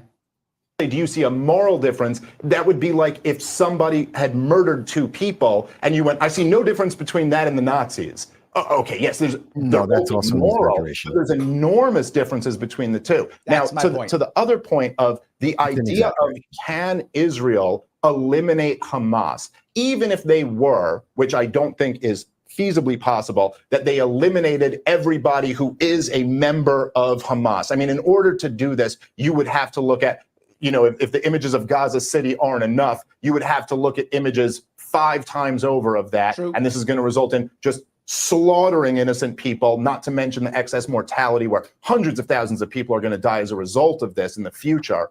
But even then, you would just be dealing with another Hamas-like group. Because if you don't understand what creates this problem to begin with, look, this is the problem. This happens all throughout history, all throughout the world. If you want, there's a reason why the Nazis only rose. First, it was after we imposed Versailles. But then, as you know, it was after the Great Depression when there was hyperinflation. When things go terrible, that's when the worst, most violent extremist groups rise. And that's what the future is going to be, unfortunately. And that's the problem I'm talking about when we're talking about this, about what's happening in the Middle East. Iran is trying to feed this impression of the Weimar Republic into the most disadvantaged people. But that's why you need the governments to fight against that in their own countries, which America can help to influence. We can help to get that messaging out and to encourage countries to put that messaging in their own countries. And that's where we can be beneficial in that. But I think just to, again, most of this argument keeps missing one of the key points, because everyone is afraid of, in this whole conversation we're talking about, this isn't going to be World War III. This isn't going to have, Iran is not going to join the side of Russia or China, and then it's nuclear bombs flying all over the place. And that fear isn't going to happen. It's not going to be. It probably. Yeah, but I don't think that's the issue, right? I think the issue here is severalfold. From a American side point of view, it's why are we spending all this money over there, right? That's what most Americans are concerned about. Most Americans say, I want to, if you got money to give $4 billion to this country and $8 billion to that country and $3 billion to that country, why can't you pay for my student loan, right? That's the issue with here. If you got money to give this, why can't you pay my rent? Blah, blah, blah, right? That's the issue with them with here. And second piece is, it isn't a fear of World War III. It is a fear of Americans physically having to show up there. And we had a couple Americans die in Syria, right? Did we have a couple Americans die in Syria?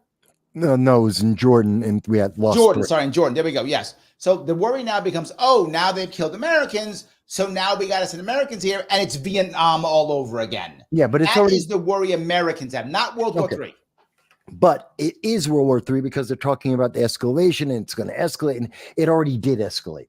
It's already been escalating. It started escalating 6 months ago, and this is a 7-month-old conflict. Let's be honest about that. So they're trying to minimize it because they want to fortify the 2024 election, make Biden look good and strong, and keep him in office, which is the worst thing that could possibly happen. It has expanded. It is getting bigger. Americans are being affected, and we do have a direct reason to be involved because they brought us, again, I mentioned this about an hour ago, we are directly involved. They have our hostages. They have Americans that are hostage. They killed Americans. They brought us into this. They're asking us for money. We're giving them humanitarian aid. We're building them a port. We are directly involved in this. We have been since the very beginning. So we can't. And it is our ally, our only ally in the Middle East, the only one we can truly trust. We are in this. So we need to accept that and take actions accordingly, understanding the consequences. Two things I just told you right here, Christine. My issue is paying 42% in taxes and then sending my hard-earned wages out of the country. Number one, as I mentioned. Number two, Patty says, I do not want my child going and fighting for another country's freedom and killing other people's children. Yes, that's exactly what they're worried about. And let me answer both of those. One, I agree with reducing, if not eliminating, the majority of spending that we do around the world. There's no reason why we should be giving Pakistan $200 million to try and convince them to be California. I think that's an absolute waste of money. It's stupid. Californians don't want to be California, and neither does Pakistan. Why are we wasting money on that? Because we're buying off politicians. Let's be honest. Let's cut the corruption, shrink the size of the government. We don't need to do that. And I would say in most countries, that is correct. But our allies, especially when they are in danger, do need some help. And if we're taking the money from places that we don't need to waste our money with, like Egypt, like Ethiopia, like Pakistan, there's a whole list of them.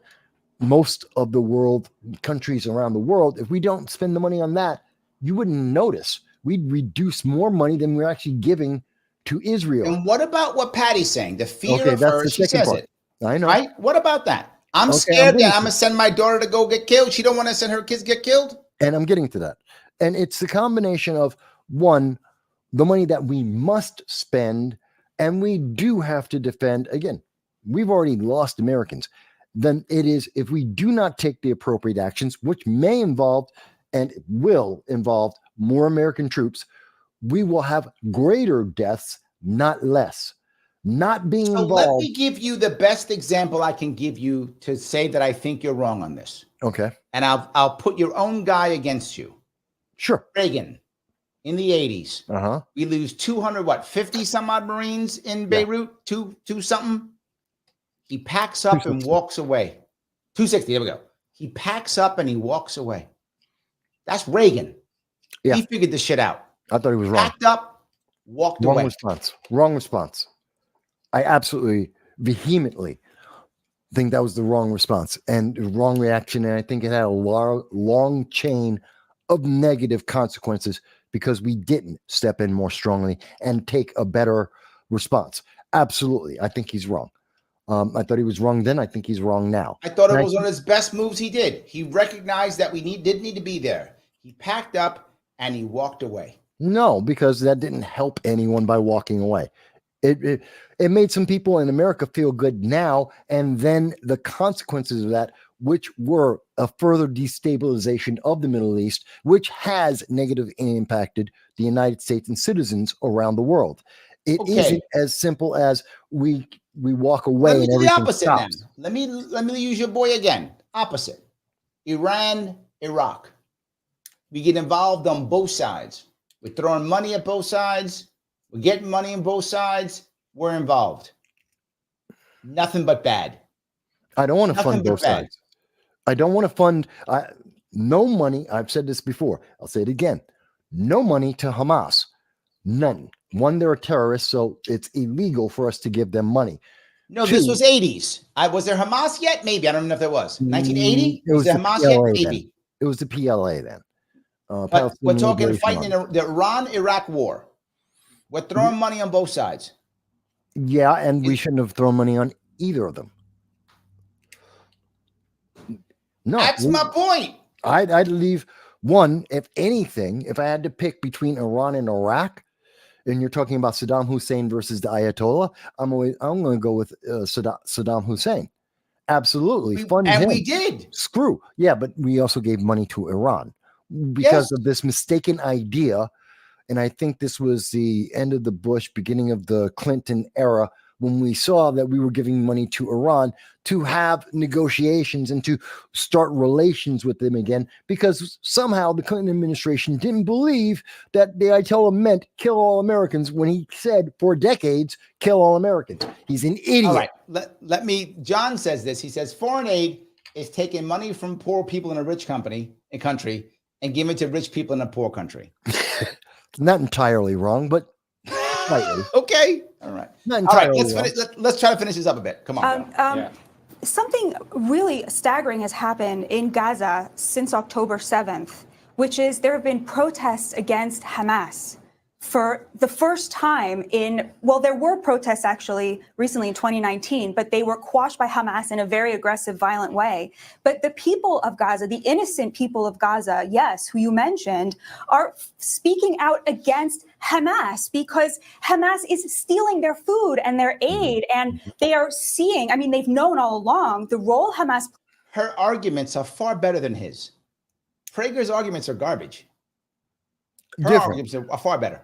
Well, basically, they did a great job of matching up emotion and fact with emotion and fact.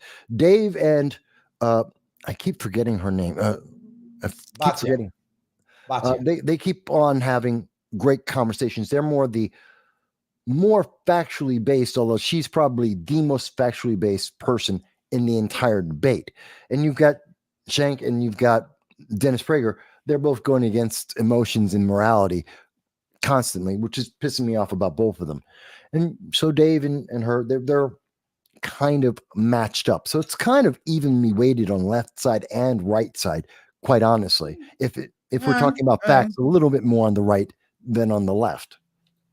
But the fact that Hamas has lost support in Gaza since October 7th, while gaining support massively in the West Bank, right? I mean, which speaks to how different the Palestinian populations are in the different areas.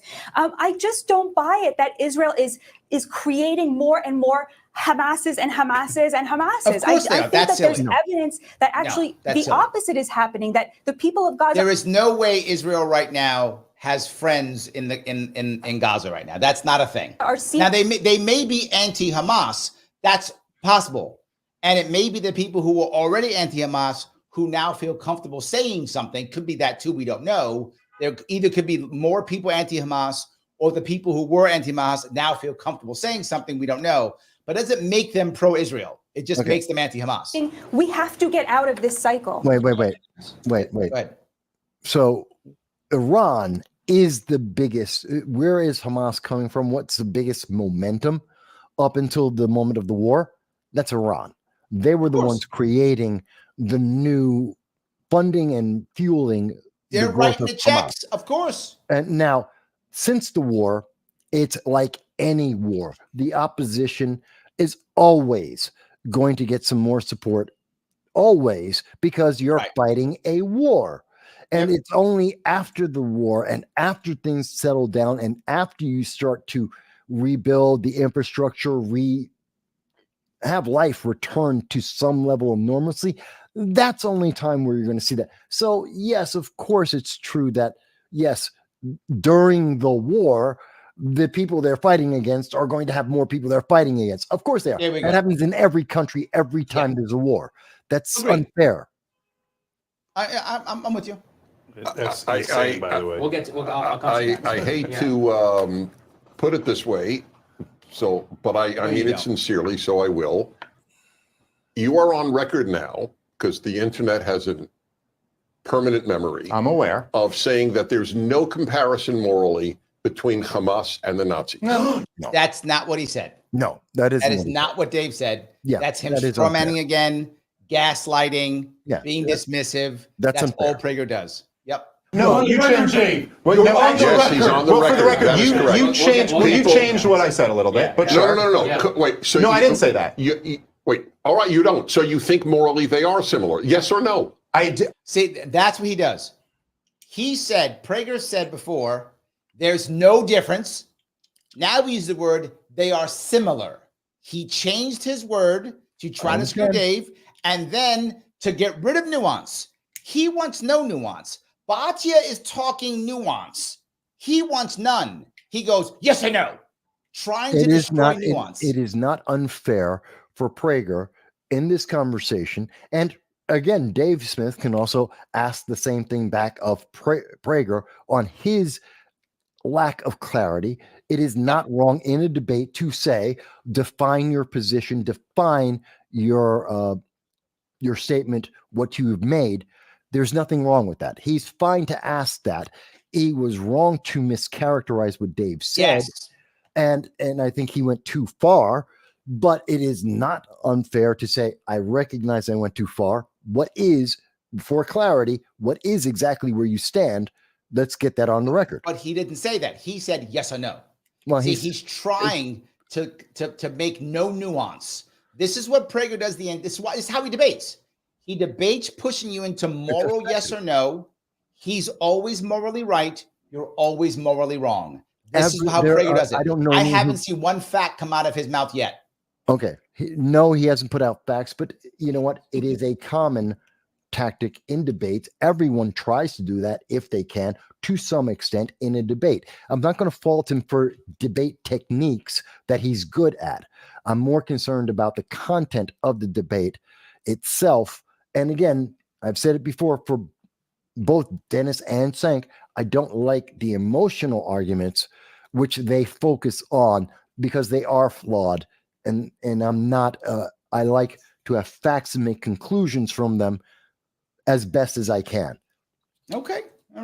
You said I can't see anything different about that, Yes, except and I was that the Nazis. everyone knows I was talking morally. Of course, Hamas does not control the same number of countries. Mr. Prager, what's beautiful about the internet is what you just said. It is on record, so people can see what I said, and then they can see what you said. That's right. Go ahead, sir. There is no moral difference between the Nazis and Hamas. Both want to exterminate Jews. That is what we're talking about, not whether or not the Hamas has taken. See, that's what he falls back to. Well, I don't necessarily disagree with him. But again, as I said, I do not make a distinction when you are killing innocents, when you are killing women and children and civilians randomly. I don't care what your ideology is behind that. But he does. The same group. If you had said that, see, that's the difference. If you were on the stage and you said instead, I don't care because they want to kill innocent people. I don't care if those people are Jews or not. I don't care if they're children and women. They're the same because they want to kill people. Yes, that'd be an accurate statement. No one will fight you.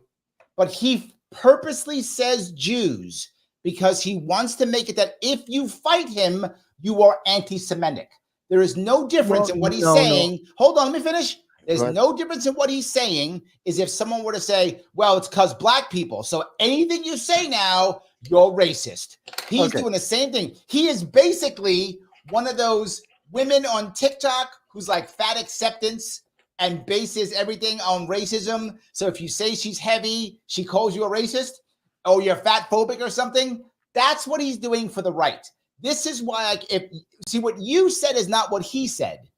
You said they're evil because they do X, Y, and Z. He says Jews, Jews, Jews. So you can't say anything anti-Semitic. That's what I'm saying. He's playing that game. I don't, to an extent, yes, he's saying that. I don't agree as much as you say he is. Some of his statements can be taken that way. I understand that's where he's leaning. I don't think in this specific interchange that's what he's saying there. And I don't agree using that as a crutch. I don't accept it from anyone. Yes. Nor do I accept it from even Prager. I don't believe in that crutch. Evil is evil. What we're talking about and what people should take away from this is, because this argument doesn't work for the left, the progressives, or anyone else, the evil of terrorism, of Hamas, is evil, period. I'm not fighting you. Stop. I'm not fighting you on that. No justification. I know you're not, but there are many others that are watching this that might. And I just want to be very clear about my position on it. Okay. Over Czechoslovakia. That's an irrelevant point to what I made. There is no moral distinction. Hamas would like to butcher every Jew in Israel, maybe in the world. I don't know. Oh, see, at least he came clean on that. Maybe in the world. See, he knows what I told you earlier. Their charter was not clear. And they clarified it later. It was clear, and then they made it, and then they played politics with it. It was clear. I read it. He hates Hamas, and he agrees with me. Come on now. What? That they were very clear. Their intent was very clearly stated, and then they played politics with it because they got better at the politics, which is why they changed it in 2017 when Obama was in office, when they could start leveraging better. I understand they learn how to be better at being terrorists and the different ways they can leverage their message. But they were always intent with the same evil because they're terrorists. I don't have a lot of compassion. Certainly in Israel. It's in their charter, and that's what they announced. They're proud of October 7th. They're proud of rape. They are proud of burning Jewish families. And the Nazis were proud, but the Nazis hid it, and Hamas boasts about it. That's the one difference. Jake, go ahead. Again, that's the one difference. See, you make the point again. That's not the one difference. There's other differences also. Go ahead. Go ahead. This is Alice in Wonderland. It's if anybody watched this debate and they didn't know what was happening in the world, they would think, oh my God, I guess Hamas is this giant power and it's been abusing Israel this entire time. Poor little tiny Israel. And Hamas is this gigantic power crushing Israel. What are you guys talking about? Hamas has got pea shooters. They did terrible damage on October 7th. Now Israel's done 30 That doesn't make them justified. That does not justify what they did. Though. I mean, this is the one that really pisses me off, where he's over here. He's trying to find a justification for what Hamas has done. He is trying to make them seem like, oh, and this is the normal progressive ideology. The small guy, the little guy, the person without the power can never be wrong, can never be the bad guy. It always has to be someone else, because that gives them their power, because they are a small splinter fraction of the population, whether in the United States or in the world. He's looking to do this. This is selfish, but he knows he is wrong. It doesn't matter about the size. How do you think he's wrong? Doesn't okay. I am not one to make everything about power dynamic. You know I'm not that. I know. But power dynamic does matter, right? This goes back to our earlier thing, like now fucking 3 hours ago. When we were talking about the 3 Navy SEALs beating up the kid. Power dynamic does matter. We don't want to dismiss a power dynamic. It does matter, doesn't it? Again, there's a lot of things that go with it. Again, in this case, this specific, and again, we're looking at a snapshot because that's how life happens. The now is always a snapshot. There's always more in the past. There's always more in the future. This snapshot, what we know at this moment in time, Hamas decided, using the example we used before, they're the big fat undisciplined kid, the no exercise kid who came up with a knife and stabbed one of the 3 Navy SEALs in the back without warning. That's the snapshot we're dealing with right now. That is what he is trying to justify and say, yes, but Hamas is small. And I'm agreeing what he's doing. What I'm saying is I'm putting nuance into this. I'm saying there is also a power dynamic that is part of the game, right? Power dynamic does matter. If you just dismiss it, it's not fair. There is an issue of power dynamic in this. That's all I'm saying. But I don't see, I have so many problems with that because it's always used as a justification, and it isn't, or a causation, which it isn't. That isn't the cause. That isn't the justification. It never is. Does it exist? Well, yeah. That's why Israel is beating the ass of Hamas right now, because there is a power dynamic. And this is why Hamas doesn't do it on a regular basis, because there is a power dynamic. And there's a reason why Iran has never tried to attack Israel before, because America is a power dynamic that's involved in that. It's a protection. Yes, it's a shield. But also means that now with the power dynamic that you can do the wrong thing also, right? America can do the right thing because that's a power dynamic. It can also do the wrong thing for the power dynamic. For example, what we do is the power dynamic isn't defined. The action is the action. The power dynamic, using your example, going with that theory, is it is an amplifier. It is a catalyst. Yes, I would buy that. It can magnify, but that has nothing to do with the actions itself. The actions, the intent are still purely whatever they would be. All right. So no, but I disagree. Let me do that. Let's go back to our 3 Navy SEALs and the 18-year-old chubby kid, right? Let's do that. The 18-year-old chubby kid versus the 3 Navy SEALs. Let's say this is a vacuum in this case. Nothing has happened in the past. It's a vacuum. These 4 people meet in the street. Yeah. What if the Navy SEAL guy takes a knife and tries to stab the kid, right? The kid is lucky, just pure luck. Grabs the knife. The guy falls and he kills him. He picks up, 2 Navies attack him. He winds up killing all 3 of the Navy SEAls by pure luck, right? Okay. Pure luck. Yeah, that's an anime. Kills 2, and 2 of them run off because they're scared. Whatever. Right. It's an anime. We as humans watching this, be like, good for him. That's what we would think. Good for him. That's in our anime world. We'd be good for him. But what if we reversed it? Now the kid, to your point, stabs Navy SEAL, right? And the 2 Navy SEAls beat him up. We'd be like, fine. But what if they grabbed the knife and stabbed him to death? We'd be like, holy shit, man! Why did you could have just beat his ass? No. Why did you stab him to death? No.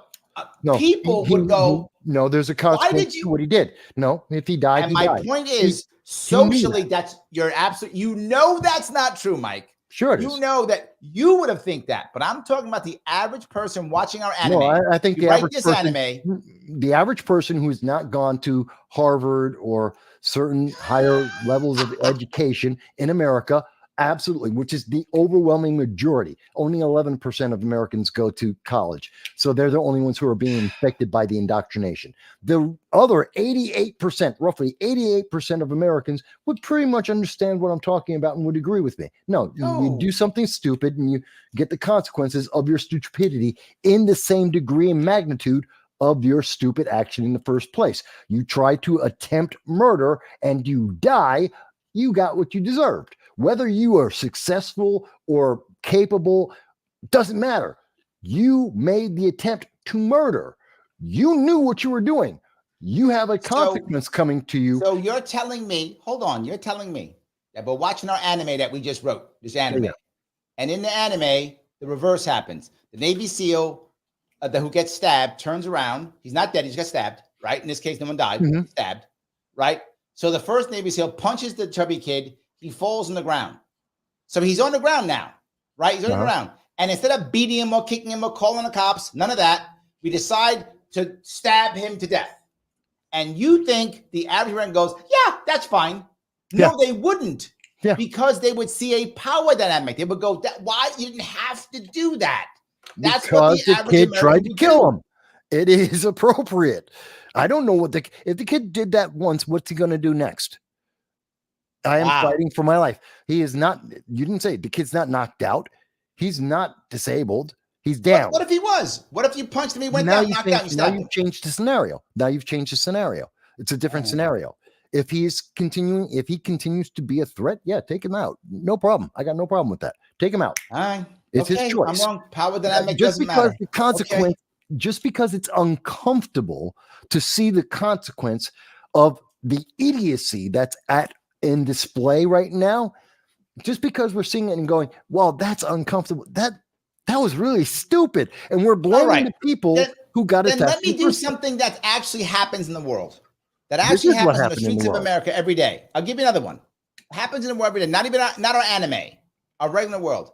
There's a young lady in high heels is having an argument with her boyfriend, who is a man who is twice her size physically in both weight and has like 6 or 8 inches in height. And he's a buff, strong man. Normal day in America. They're having an argument. Normal day in the world. Okay. Yes, normal day in the world. Normal day. They're having an argument in the street. The woman gets mad and slaps him across the face.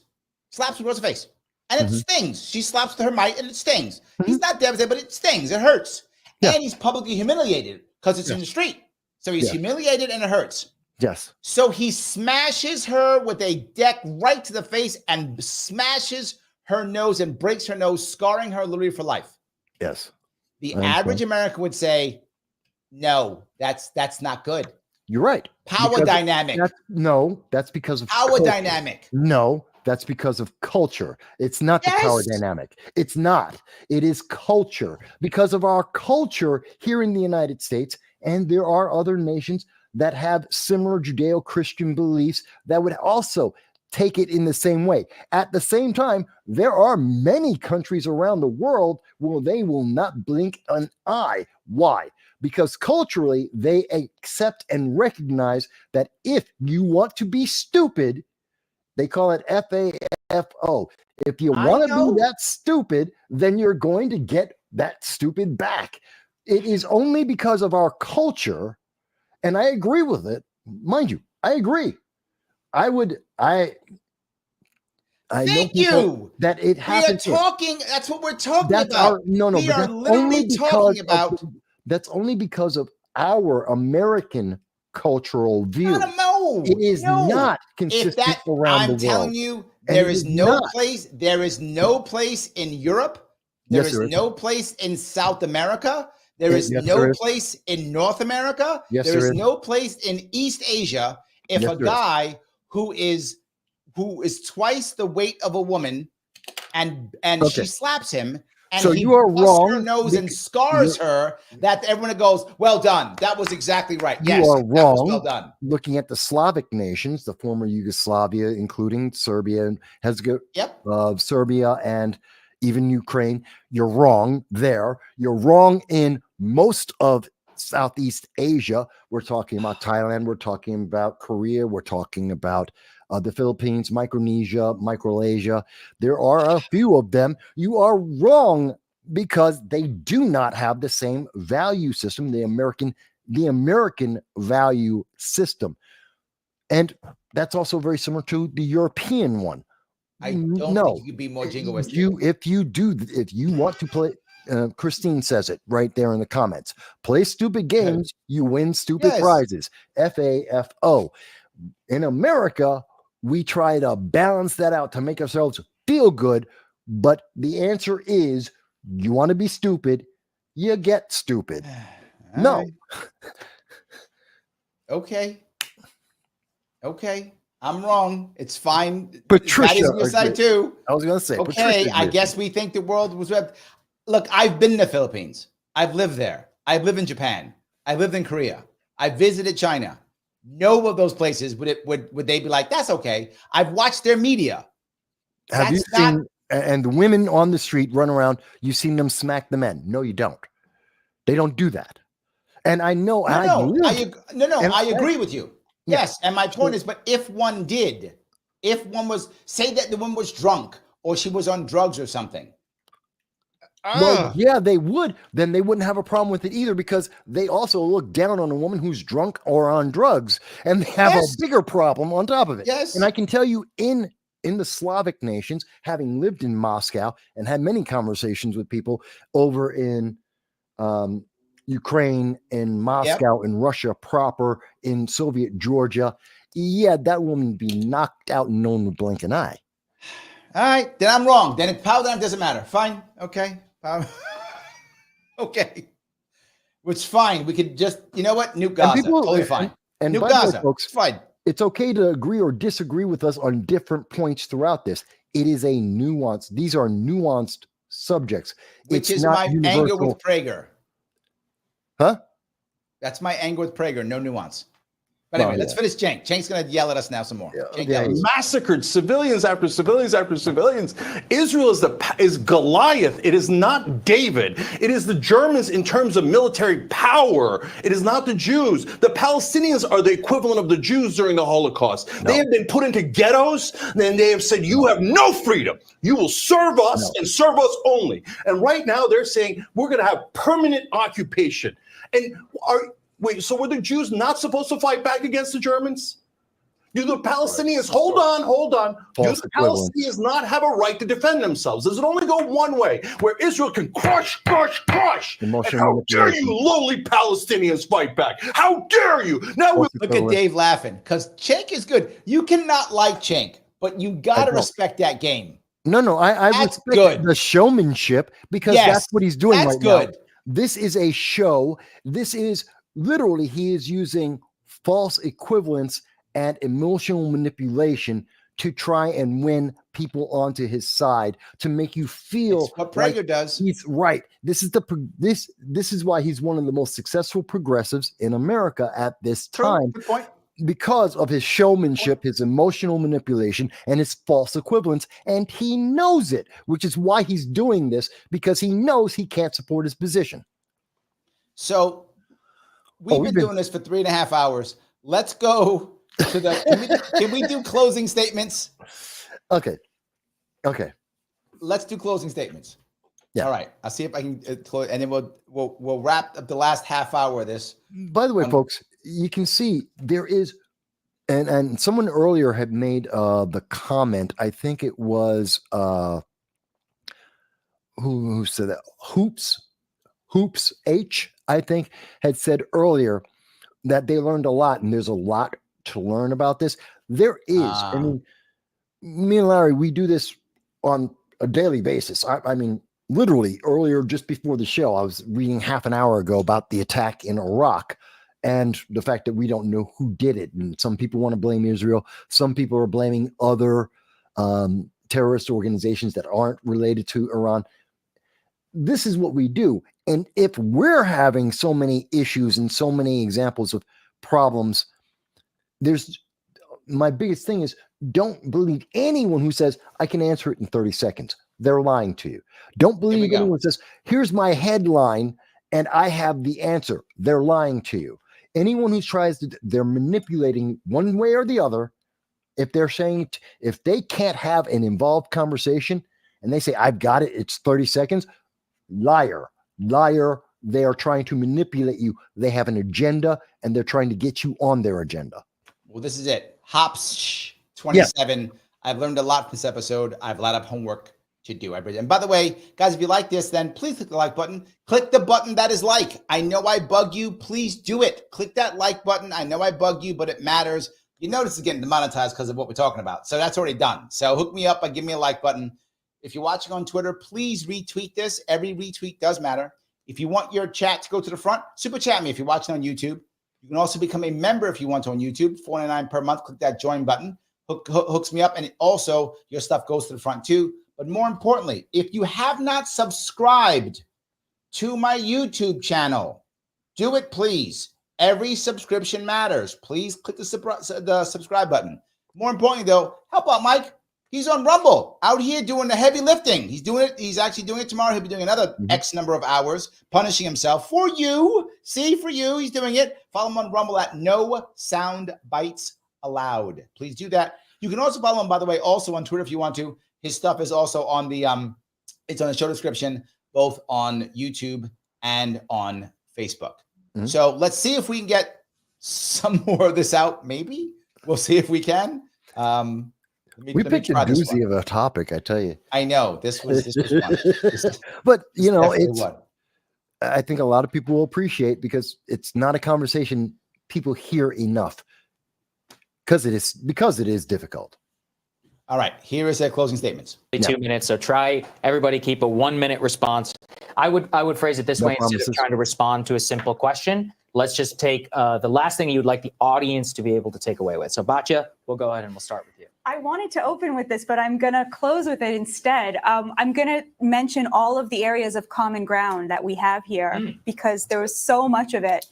The first is I think we all agreed that Hamas are terrorists who terrorize Israelis and Palestinians, and the world would be better off without them. Yes. I think we all agreed that Israel had a moral obligation to respond in some way militarily to what happened on October 7th. Yes. I think we all agreed that there are many innocent Palestinians in Gaza, and every death is tragic of those innocents. Yes. I think we all agree that if we could immediately remove innocent civilians from the line of fire, we would. Yes. I think we all, or at least three of us, agree that Netanyahu has made major mistakes in the past and in the present. I would agree with that 100%. And I think that we all agree that ultimately we would like to see every person living from the river to the sea living in dignity with full civil rights. And so I'm so grateful to have had this experience and found all of this common ground with you all. Well said. That was terrible. That was just virtue. I hate that last answer. I hate the last one because that is an anti-Semitic statement. It is a statement of genocide. It is a statement of elimination, and I don't like it included in her otherwise pretty accurate, pretty positive summary. Oh, that last thing she brought up. Oh, see, that's funny. You know, I never even heard that before. I had October 7th. So that actually had no meaning for me. I know people hear it now and it triggers them. I didn't even notice it. You said it. Didn't notice it. I understand that we have America, First Amendment. I get that you can say it, but at the same time, I want people to understand the meaning and the consequence of it. This would be a term that falls under what the Supreme Court has called insightful words. That if you say this and you can expect to get knocked out because you're inciting violence with this. I'm not buying that. Nope. You just said by saying it is, forget anti-Semitic. You are telling people when you tell them this, you're telling them that you want to eliminate their existence in the most unquestioning way. And you are saying you want to eliminate Israel. That's what you're saying. I think, and many people take it, looking at the words, looking at the original writing, it is not just Israel, It is everyone in that class of people, all Jews, anywhere in the world. It isn't limited. It's a stretch. That's not, nope, that's a stretch. You can't. I don't think so. It's America, dude. You can't do, that's America. You can't say that. Again, I didn't say people can't say it, but that doesn't mean you're without consequence for saying it. Dave, why don't you go ahead? Sure. Okay, so it was about 200 years ago that Thomas Jefferson had this great quote. I do believe it was in 1824. Where he was speaking about slavery, and he said, I might butcher this a little bit, but he said, we've got the wolf by the ear, and we can neither afford to hang on to it nor let it go. And I think this was a common objection to abolitionists that people at the time had. They were like, look, we've enslaved these people for so long. If we let them go now, they're going to kill all of us. And you could kind of see where that was reasonable at the time to be concerned about that. But with 200 years of hindsight, we can all look at this and go, yeah, but you can't enslave people. And whatever problem comes after that, you just have to abolish this. And that's kind of the same way I feel about the occupation of the West. He's 100% correct. No, he's not. I can't believe you say no to this. How can you say no to this, Mike? No, one, there's no connection between the slavery of the 1800s and Gaza today. No, there isn't. I understand the emotional connection, that bridge that he's trying to create there. He's factually incorrect. It doesn't exist except for feelings, and I don't accept feelings as a reason. But there's no difference in them saying that and me and you coming up with our anime bullshit with our 3 Navy SEALs and the fat kid, right? I'm using that as an example. We have a problem. No, I'm using. And we got to solve the problem. No, we're using that as an example to highlight the extremes, the nature of the problem. But that's not to say, but I would never call the fat kid Israel or Hamas, and I wouldn't call the 3 SEALs necessarily Israel or Hamas, because that's interchangeable. What he just said, he's trying to connect slavery in America. No, he's not. No, that's not true. He just said that. David, what he's saying is that what speech about slavery. Yes. And this statement was about slavery. That's not what he said. No, he's quoting a term and a speech, a fragment that was specifically about slavery. Yes, but his point is holding the wolf by the ear. In the case of Jefferson, that wolf was slavery. That's what he's saying. In the case of Jefferson, but in the case of Israel, that wolf is the Palestinian people. Okay. Maybe you have to solve the problem. Okay. You just have to. I'm used to debating and discussing leftist policies too much, and I know in my experiences, you're right, that they're going to often bring up slavery for everything. So maybe I'm too attuned to hearing certain things from the left in this case. I'll accept that. Dave's a libertarian. He's not a lefty. I understand, but he's right next to Shank, and Shank, yes, he is. That's true. But in this case, what he's saying is, you got to do something with the wolf. That's what he's saying. I got him by the ear. I got to do something. And in this case, he's right. Israel's got to do something about the Palestinian problem. Is it I hold on to it more, let it go? What do I do? I got to do something. I can't just hold it. And that's his point. The answer is you do hold it until the scenario changes, until they do something about Hamas. You say that, but his point is 1824. We didn't free the slaves till 1865. Which actually isn't that long, comparatively. It's 40 years. That's 2 not that generations. Long. That's not that long. How many? Well, one, slavery still exists in the world today. How many centuries did we have slavery in countries around the world? And we got rid of it relatively quickly. So, it's, again, put it in perspective, put it under the proper heading. If I'm the slave, 40 years is too much. That's the perspective. I understand you'll feel bad about it, but that doesn't mean you're right. I understand you have a perspective. I can appreciate it. Doesn't mean that everyone should jump because it's your perspective. Hold on. Let me be Prager on you. I'm gonna be Prager right now on you. Sure. So what you're saying, Mike, is that you were okay with slavery from 1824 to 1865. You thought it was a good idea. No. No, I understand I it. just triggered you. No, I understand it. I think it's wrong. Yes. I always thought it was wrong. I always have taken the position that it's wrong. I don't agree with slavery that exists in the world today, which is more slavery than ever in the history of mankind.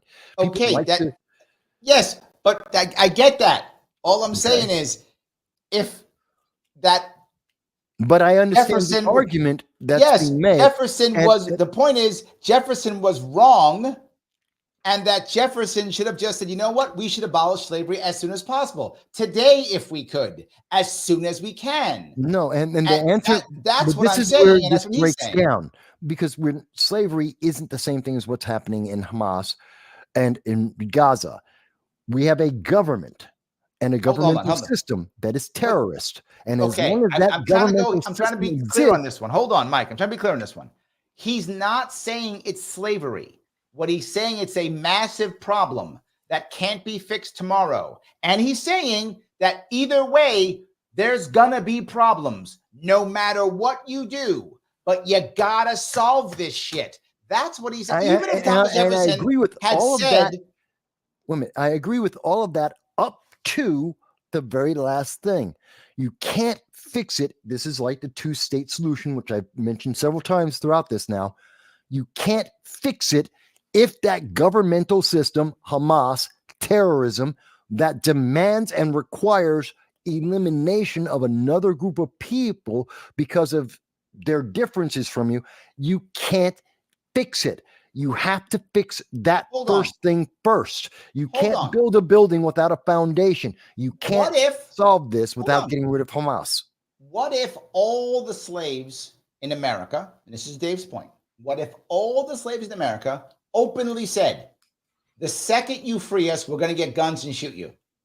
They all said it. The second you free us, we're going to get guns and shoot you. They all said it. Second you free us, we getting guns and we shooting you. Second you free us, we're getting guns and we're shooting you. Yeah, that's not going to be a good way to get your freedom. But does that make slavery right? I didn't say it was right. Doesn't. No. And second thing, it doesn't make slavery right. And it also means you still have a problem you got to fix. And they're saying things are bad. Yes, and hold on. And the power dynamic, I'm going to go back to power dynamic here. In a case of slave to master, clear power dynamic. So the master has to figure out a way. It is in the master's purview, the master's obligation in this specific case.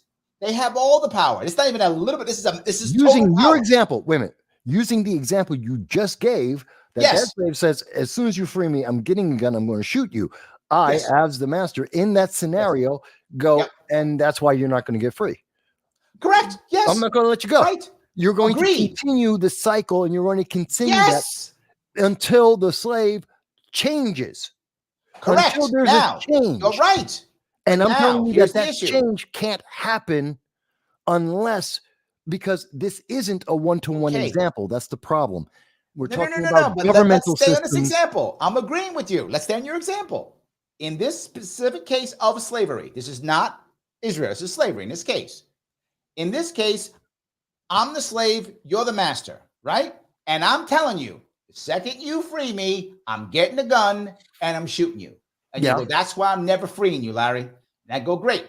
Do you think I'm going to be a good slave or a bad slave, or I'm going to try to get other slaves to beat you up? I'm going to try to make things bad? Yes. And what can I do to change that? Nothing. I can't even read in this case. In this case, it is on you as the master to find a way to convince me to not want to kill you. Or I cannot do that. Or only you can. Or just kill me. Correct. That is the opposite. And that is what people think Israel has chosen. No. What you just said is what people believe Israel has chosen. Genocide. No, will just kill them. I understand that is what Schenck and the progressives and the indoctrinated colleges are trying to push as their message. The DSA is pushing that. It is a false equivalence. It is a false reasoning.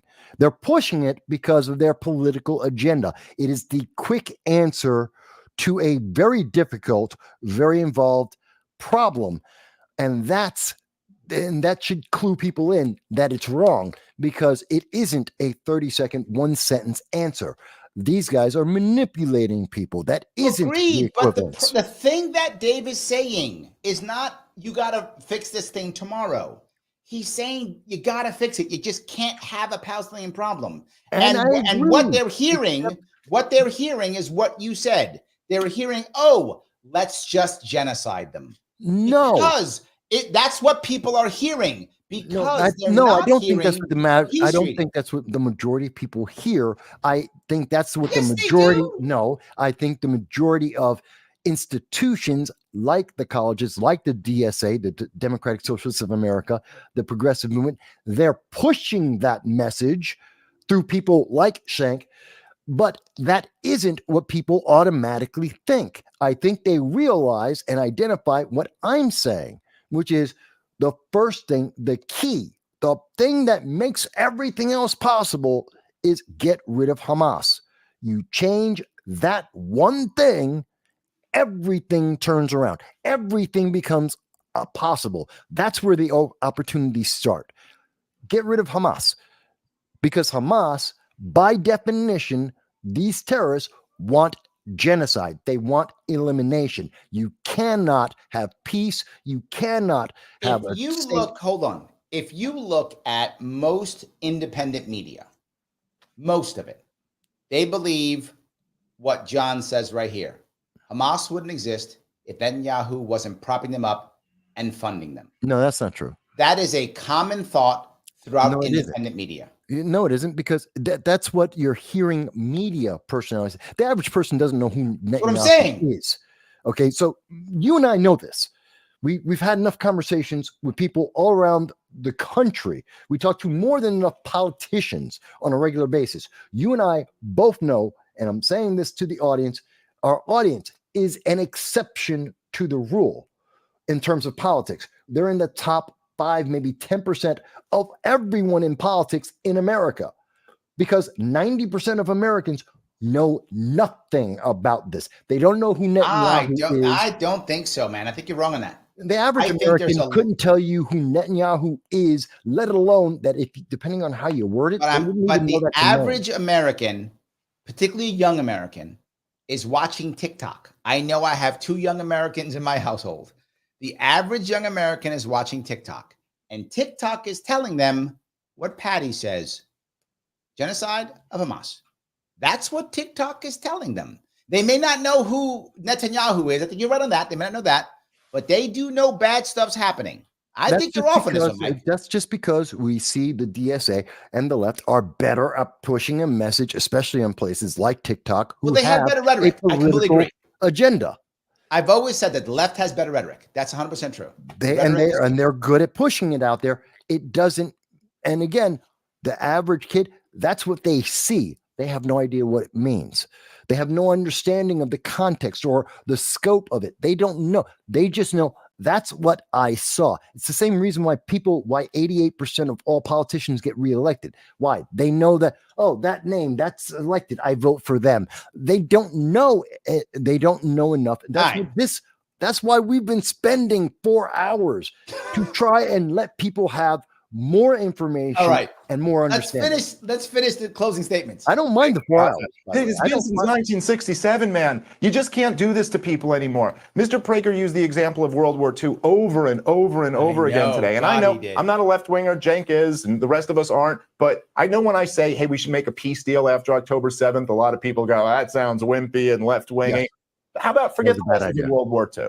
How about the lessons of Vietnam and Korea and Iraq and Afghanistan and Syria and Libya and Somalia and Yemen and a million others? Actually, we should be striving for peace. This isn't anything like World War II. This is a group of people who have been totally dominated by Israel since at least 1967. Israel isn't going anywhere. From the river to the sea is never going to happen. But these people can be given their freedom, and peace can be achieved. No. Well said, Dave. Not under current conditions. I would love that too.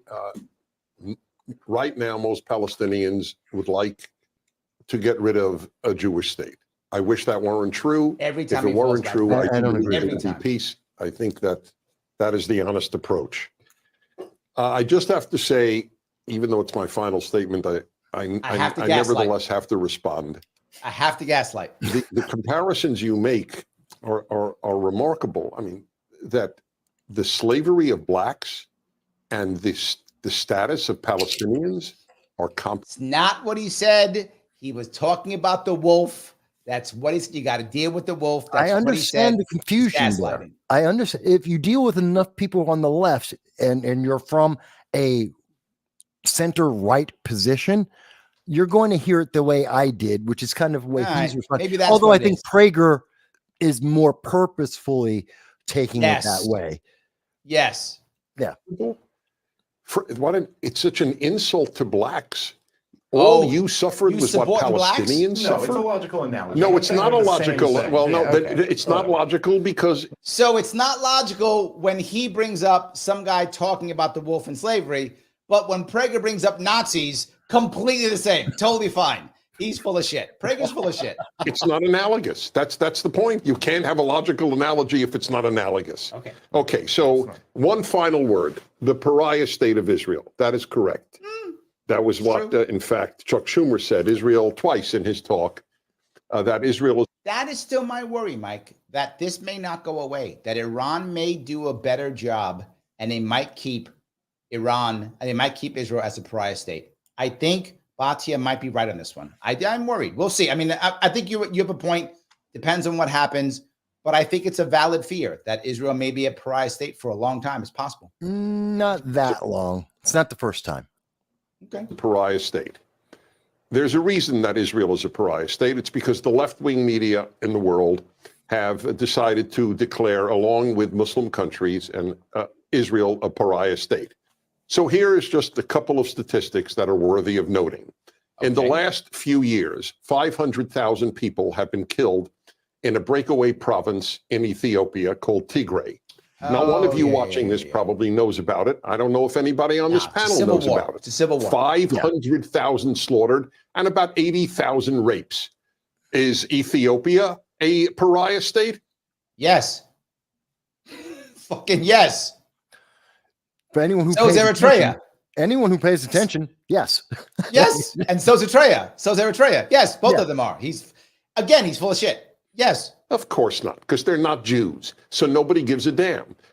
Because they're not. Now come on, Mike. I'm right on this guy. Oh, I'm not way saying, better than him. No, I've disagreed with him, and he's wrong there.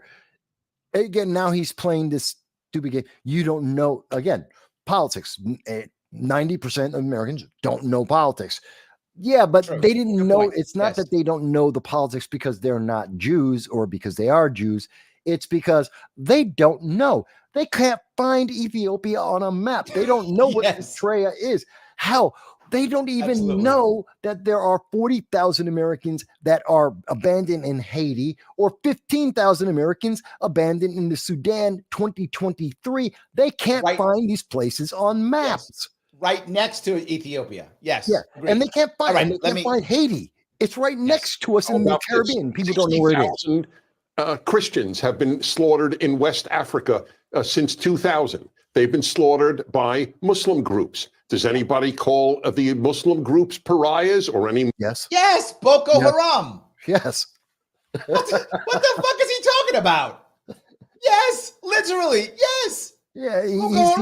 He's literally, I think someone said it before, gaslighting. He's just gaslighting. He's doing the emotional manipulation that I get angry about. And I've said it several times. That's a pure emotional manipulation. Ethiopia, a chunk of the Eritreans, the Ethiopians are actually pirates. Of course, they're pariah nations. They're literally pirates. Yes. Yeah. I mean, mostly Somalis, obviously, but also Ethiopians and Eritreans. Mm-hmm. Oh my God. Mm-hmm. Muslim country a pariah? Of course not, because nobody gives a damn about the black Christians of West Africa because they're not being killed by Jews. It's because they're not being killed by Jews. Shut up. That has nothing to do with it. You literally pulled that out of your ass. It has nothing to do with it. It sounds like a good quote, but that's, Oh my God. He's playing Israel is a pariah state. Nobody would like to acknowledge it. It's painful, but the truth is often painful. Okay. All right. Cenk, go ahead. So after 57 years of occupation, Israel's the victims, and they're special victims. Okay, so look, I care about both Israeli civilians and Palestinian civilians. And so if you say, oh, well, you know, brilliant point about slavery, I said it about the North and the South before, hey, the black slaves would get rid of a white state. We can't have it. We can't have it. If we free them, they could kill us all. And they are so against the white state. They're so against America. We can never let them go. By the way, that is what is said in every occupation, in every empire, in every war. And after every war, that's kind of true. That part's kind of true. Empires tend to do that. You know what? I would say that the people who are, again, gaslighting is not a new thing.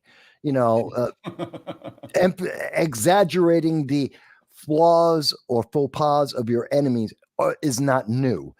Cenk is a showman, and he knows it. Oh, look at how many of our people they killed. They killed our women, our children, etc. We can't make peace with them. And what does that lead to? It leads to more war, more killings, both on the Israeli side and the Palestinian side. Peace gets the peace, war gets the war. At some point, and this is the point. No, you have to have peace at one point, man. You can't have war forever. Is a terrible idea. I'm not saying that. You got to have peace. It doesn't reduce to that. Again, you cannot have peace when the other side believes in your elimination. And in this case, there is only one side that believes in the elimination of the other. That is Hamas. They've documented it. They've said it consistently for decades. I believe them. It's the same as when Iran for 4 decades, have told us they want to kill all Americans. I believe them.